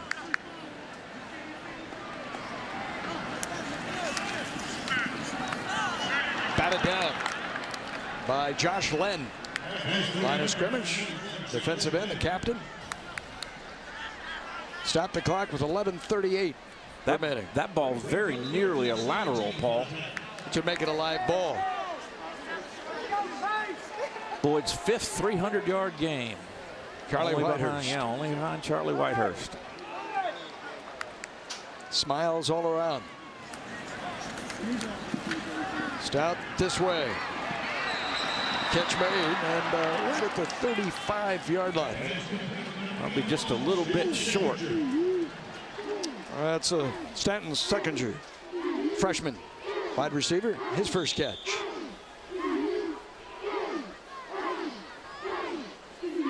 Off will come the unit. They're going to be punting it here on 4th down.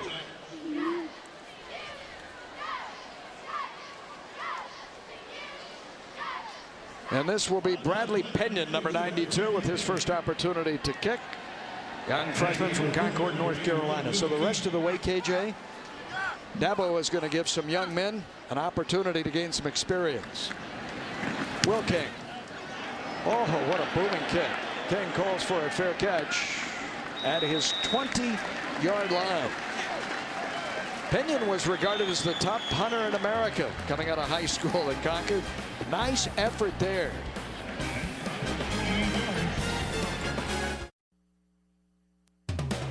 ACC College Football Saturday is brought to you by Coors Light and by GMC. Good day for fishing, maybe some water skiing Lake Hartwell. Not all that far away from here. Memorial Stadium on the campus of Clemson. Death Valley. Tigers are going to roll to 3-0. Poised for the Atlantic Coast Conference schedule to begin, and this will be for the Paladins. The last time a proud Furman program started 0-3 was back in 1979. Again, they dropped their first 2 games on the final play. Field goal and then triple overtime first 2 weeks. And here they're playing a freshman who's been pretty gutty today, has impressed us, as has Gerodus Williams. He'll finish with close to 100 yards. Richard Hall had a key interception early, trips him up. Coming right at you. Good job by Williams to see that little crease. And a program in America that wouldn't take number 30. And Williams, when he was in high school at Prattville, Alabama, we did some digging around, Keith. Not only did they win the state title 3 times with Williams, he was 43-1. How's that for a high school record? That'll work. Sure will. Williams with Christian coming up to get him. Quandran Christian, junior, with a big day today. So Furman next week will be at Presbyterian College. There's a former Presbyterian head coach that gave this stadium its nickname Death Valley. That was Lonnie McMillan back in the 1940s. He said every time we come in there, it's like going to Death Valley. We just get hammered. Frank Howard was here. It's always been a difficult play, quite a challenge, a difficult place to play. As Furman discovered once again this afternoon, trying to get Williams those 100 yards, and he slipped a tackle and stretches it out. What a great effort. Great effort by Williams. Very nearly stretched out to that first down marker. Hit 3-4 yards in the backfield. Vic Beasley can't wrap him up. Gets headed back in the right direction. Ultimately tackled by Cortez Davis, the redshirt freshman out of Daytona Beach, Florida. They'll be just short, forced to punt. 87 yards on the ground on 19 carries. They've given him the ball today. Ray Early, the junior from Darlington, who handles both placements as well as the punting chores. This for Adam Humphreys. Fair catch, 27-yard line. Very nice punt. 40 yards on that kick. Clemson owns it once again. Stout back at the helm. 1st and 10 at the Clemson 42. Shotgun snap out of the pistol. The hand to Watkins, left to right, and there he goes far side at the 40, 35, 30. Catch him if you can. 10-5, and he's in. Sammy Watkins. 58 yards. That sprint by Sammy Watkins. What surprises us after the All-American campaign as a freshman, that was his first rushing touchdown, Keith. Here as a Tiger. Stout throws to the near side. Adam Humphreys on the stop. Pete Yannity with the call, as you heard a moment ago, the voice of the Tigers. And that is our Z-Max performance play today. 58 out the gate by Sammy Watkins. His acceleration, as we talked about, unbelievable. His top end speed, outstanding. Ellington. Or rather, Zach Brooks than Ellington. Here's Zach Brooks for the first time.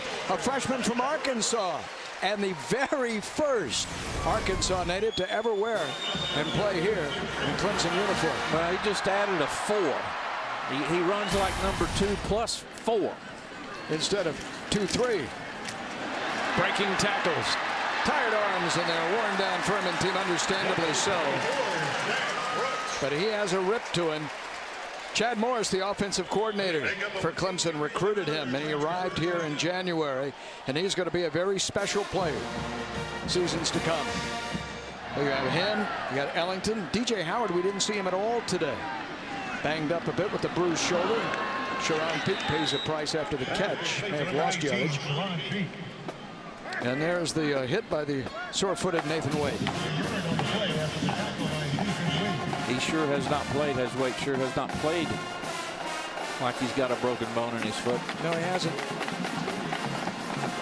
A senior from Nashville in his 31st game.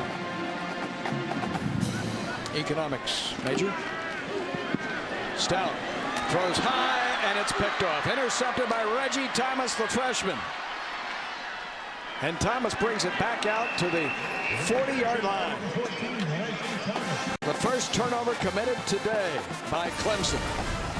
Second interception thrown on the year by Stout. Just a little bit too tall. Was trying to get the ball down to Eric McLean, the freshman tight end.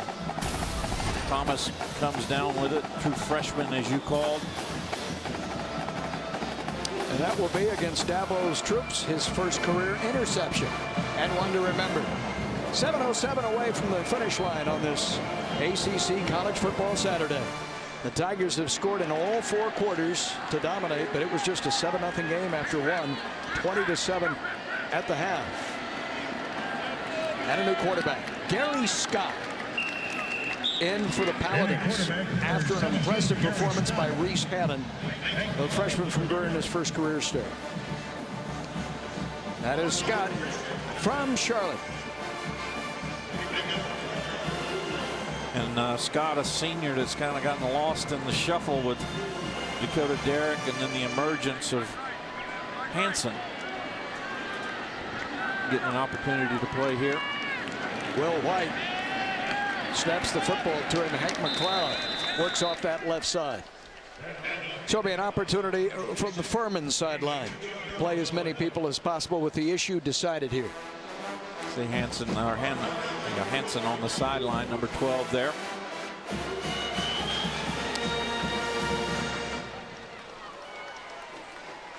He threw for 235 yards, KJ.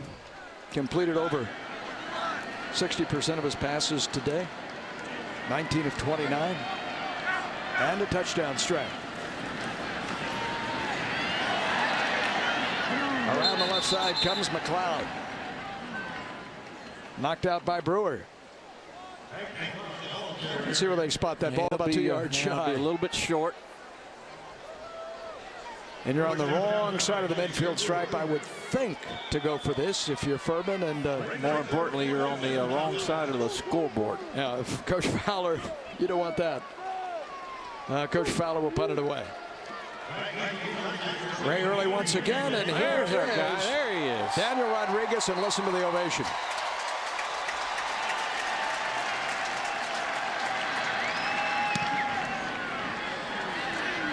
The sergeant calls for a fair catch and makes it sliding at the 11-yard line.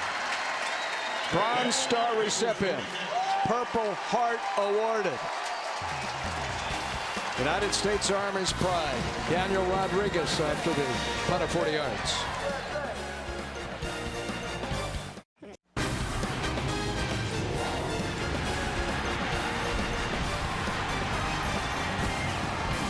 ACC College Football Saturday from one of the great thrilling houses at all of this college game. Death Valley. Filled to the brim today. They've started to head home. from this Clemson campus. Ball is out. And the Tigers are able to hop out of the quarterback in Cole Stout, unable to connect with Zach Brooks. There's Cole. Remember Cliff Stout playing in the 80s? We first caught attention of him when he was with Pittsburgh, following Terry Bradshaw. It's his dad. From Dublin, Ohio, Cole Stout. Working inside. Meanwhile, late flag. Meanwhile, a flag is in. Thrown by the umpire. Who's here? Tom Laverty over a referee, Ron Cherry, and a chop block flagged on Clemson. Have an illegal chop block, number 79 and 74 of the offense. That penalty is refused. Isaiah Battle is 79, a freshman. Third down. As is Spencer Region, number 74. Penalty declined. And Daniel Rodriguez, Keith, is in the game. The play is signal in.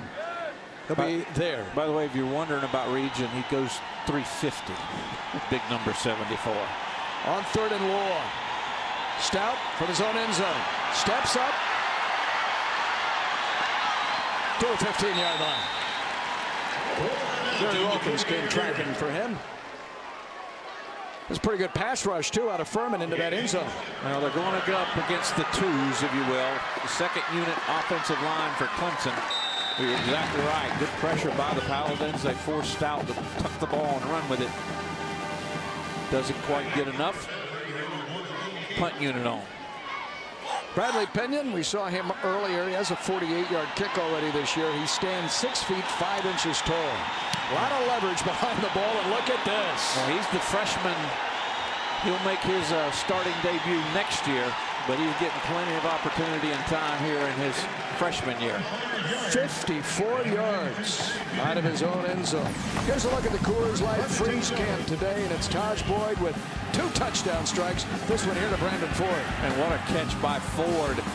Extends that body out, gets that left hand up, corrals the ball, gets his right hand on it, and that's your Coors Light Freeze Cam. Touchdown, number 80. In the great history of Clemson Tiger football, Tim Bourret, assistant athletic director, pointed out this stat to us. Ford is the only Tiger to have ever caught 2 touchdown passes in a bowl game. Scratch my head on that. It's a pretty interesting wrinkle there. You consider all the great receivers they've had come through here, especially at the tight end position, going back to Benny Cunningham. Hall of Fame caliber. But you could see it quite athletic. I just want one of those hats. You like the little skull cap? I like the skull cap. That'd be a good look for you. I could pull it off. Yeah, you could. Just over 3 to go. Next week, join us, won't you? We'll be at Grant Field for Georgia Tech and Miami. Coastal Division collision in the Atlantic Coast Conference. Scogan, the freshman, around the left corner. Our thanks to Tim Bourret as well as Dr. Terry Don Phillips for joining us here in the booth, and to the president of Furman, Ron Smola, his entire staff, Hunter Reed with the Sports Information Office. He and his folks, absolutely invaluable preparation of this telecast. Again, here in the booth with us, Ginger Littlejohn, along with Angie Littlejohn.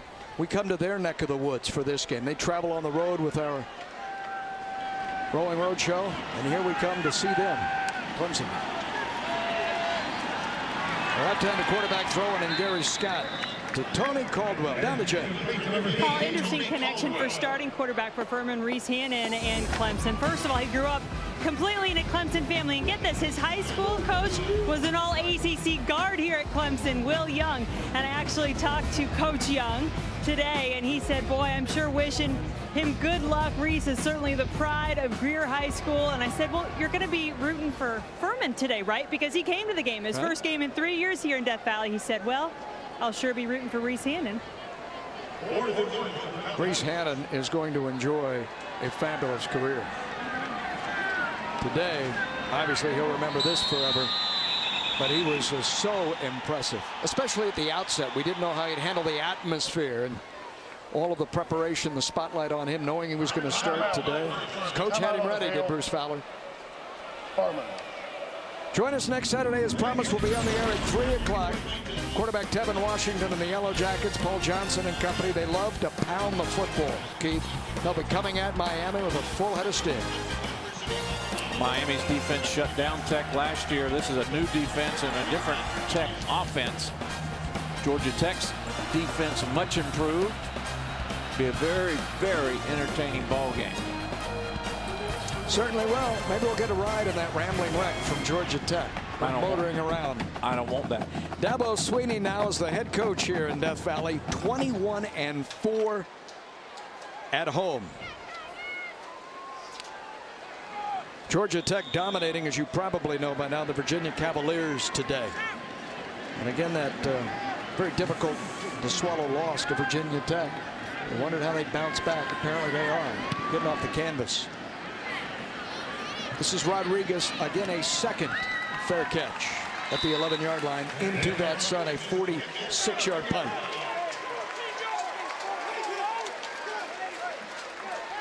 I do not want him to be my personal trainer. And did you see how hard he works? And he proves to all of us that dreams come true despite the odds. Lost his father. So he went to the Army to one of only 2 FBS players that have won a Purple Heart that are playing this year. On this anniversary week of 9/11 and all that's happened in this country and around the world in the last decade, but thank God for men like Daniel Rodriguez. Zach Brooks stopped by Josh Lynn. Less than 2 minutes to go. So all in all, KJ, Furman, the solid start. Clemson's talent takes over, and that explosive offense gets Sammy Watkins back, and he did not disappoint. The only thing I think that offensive coordinator Chad Morris will leave this ball game with is he knows he's still got work to do with his group to get that tempo up to the fanatical speed that he wants. And certainly that's very, very doable from the standpoint that they've got good kids, a good offensive line, great skilled people. And when they start hitting at 90, 95 plays a ball game, this is going to be an offense to reckon with. Stout trying to throw the ball a lateral. That couldn't have been a diagram play. The bounce to Matt Porter way out here in the flat. Could it have been? Well, Porter did a good job of catching that on the first bounce. Oh, that was a lateral for Cole Stout.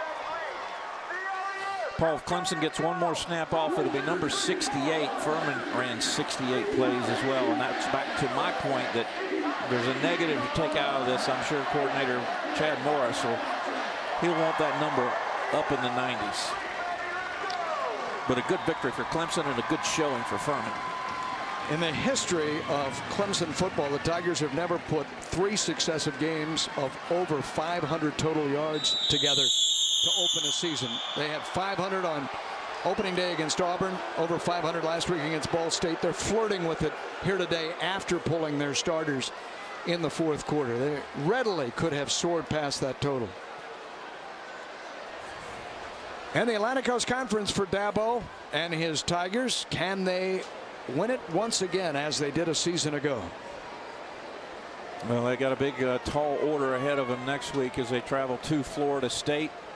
Then they'll reverse, go north to Boston, take on that ever-improving Georgia Tech squad. And then, as you see, finish out October with Virginia Tech here. And the ACC gauntlet just continues. And at Wake Forest, and Wake came within a field goal of defeating them here a year ago and winning the division. Final play of the afternoon. And when all is said and done, 2 neighbors in Clemson and Furman play to a 41-7 decision. This is, for Clemson, its 30th consecutive victory over the Paladins. It didn't come all that easy. And what impressed me just as much as the football on the field was the size of the crowd back here to see Dabo and to see Sammy Watkins return and play for the first time in his sophomore season. Well, and I'm sure that Watkins' return was a huge draw for those that were maybe on the fence about whether to make it or not. He certainly did not disappoint with that 58-yard touchdown, John. So many weapons for Clemson. You talk about school spirit. by the thousands. They come to the heart of the field. Frank Howard Field at Memorial Stadium. And the Tigers, as Angie Littlejohn points out, finished with 498 total yards of offense today. Very, very close to that 500 mark. And so very impressive. We're going to find them in the top 10 next week? Well, they've got to have somebody maybe stumble ahead of them, but certainly the makings for a top 10 showdown in Tallahassee between Florida State and Clemson. I don't know that they'll jump up necessarily, but either way, it's a Clemson club that very entertaining to watch and has a chance to be very, very special. So as the Clemson band plays, the university's alma mater, Coach Dabo Swinney and the Tigers join in a chorus.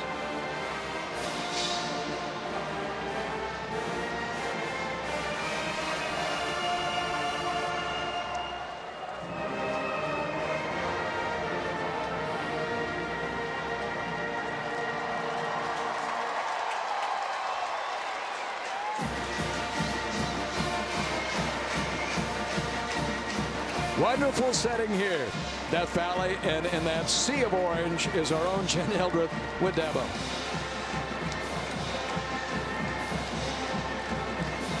Well, I would love to say that I'm with Dabo Swinney, but I have not quite found him in the sea of orange yet. Give me a minute here, buddy. I'll be right back with you. Well, we see him here, Jen. How come you can't see him? I'm not even going to justify that comment, Keith. Thank you very much. Easier said than done. Against the tens of thousands on the field right now. And there, Jen's lassoed it. Jen? Yes, look who I found. We got head coach Dabo Swinney. And coach, this game not really in the bag at halftime, but it didn't ever really seem to be in doubt in the second half. No. Did you get what you needed? Absolutely, we did. We got challenged by Furman. First of all, give a lot of credit to Furman. Those guys played really hard, especially in the first half. We just had a little too much as the game wore on, a little too much depth. Our guys won all 4 quarters, and that was something that we talked about. Last week, we only won half. So we won all 4 quarters. Defense got some stops in the second half. We corrected some things, created turnovers, and offense did the rest. So, you know, really proud of them. Hey, we're 3-0. That's what we wanted to be at this point. And we've improved over 3 weeks, but we got a long way to go and have a big, tough challenge this week going down to Tallahassee, but look forward to it.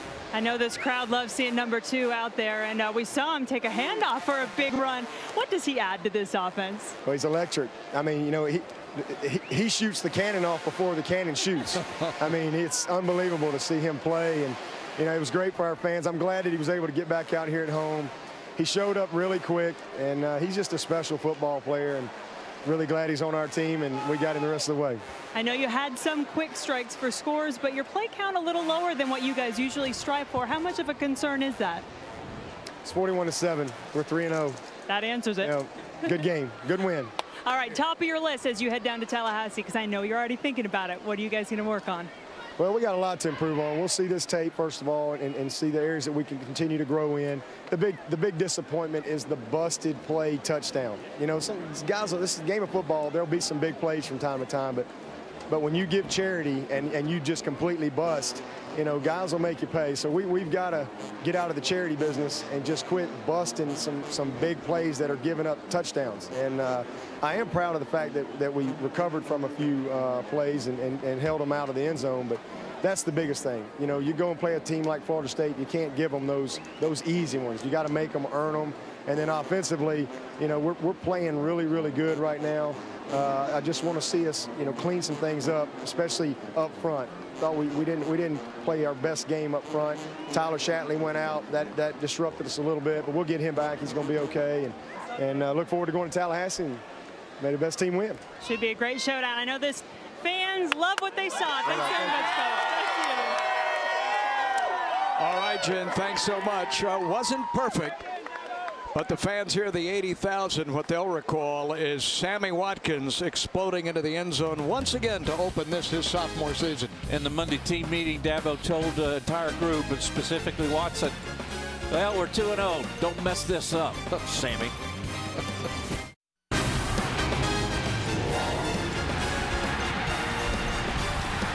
from our studios here in Atlanta. Andre Aldridge here with you. Of course, the final from Clemson, 41-7. The Tigers take care of the Paladins. And right now, we want to take a look at some of the other action from around the ACC on this third Saturday up. Taj Boyd looking for a little help there. And man, you just got to have that magic touch sometimes. They roll in this one, 41-7. Back with more right after this. The sun begins to set on this ACC college football Saturday. What a scene today played out by Clemson. The Tigers scoring all 4 quarters, dominating Furman 41-7. It is for Clemson the 30th consecutive victory over the Paladins in the history of these two schools. And you have to go back to the 1896 year. The very first game Clemson ever played over a century ago was against their neighbors from about 30 miles away. It began with the Tigers running down the hill. Now the faithful walk back up to Howard's Rock, pose for pictures, and the Tigers are 3-0, and the band plays on. With Keith Jones, I'm Paul Kennedy. What a day for Clemson, although it started with some bumps along the road, didn't it? Dabo Swinney saying after the game that he was impressed with the way the Furman brought it today here in Death Valley. Clemson dominated, Paul, but there's just enough of not quite there for this Clemson team, both offensively and defensively.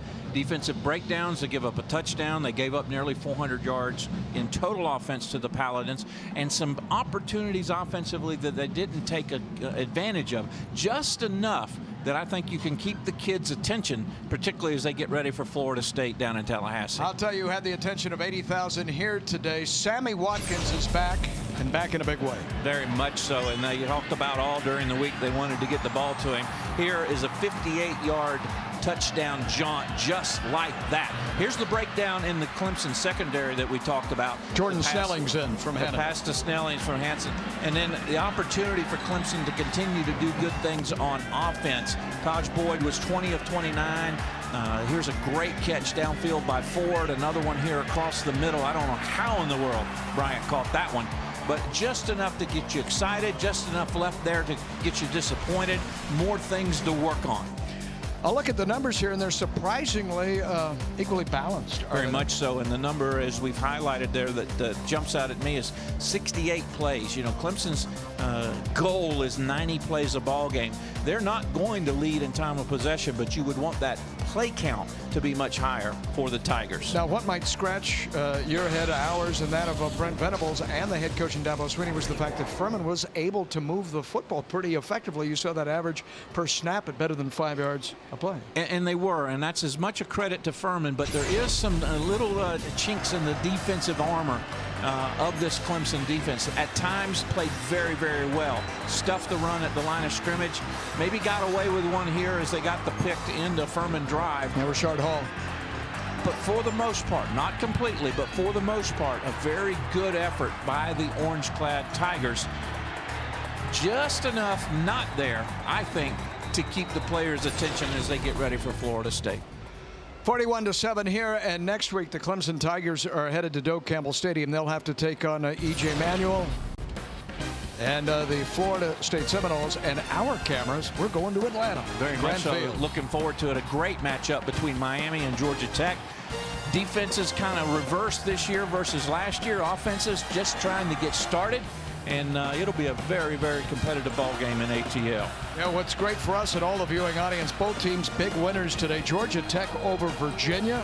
That is impressive. And then a walkover against Bethune-Cookman by the Miami Hurricanes. A Hurricane team that opened the year by defeating Boston College up in New England and then embarrassed a week ago by Kansas State. Gets back on track. And you wonder whether that embarrassment is going to change them into a better team or whether they're going to go down. Well, they were better this week. Well, Dabo Swinney and the Clemson Tigers back in Death Valley were the better team this afternoon, scoring again in all 4 quarters, perhaps stepping into the top 10 next week. Time for us to say goodbye for Keith Jones, Jen Hildreth, and our entire ACC College Football Saturday crew. I'm Paul Kennedy, and we'll see you a week away from Grant Field in Atlanta for the Atlantic Coast Conference in action.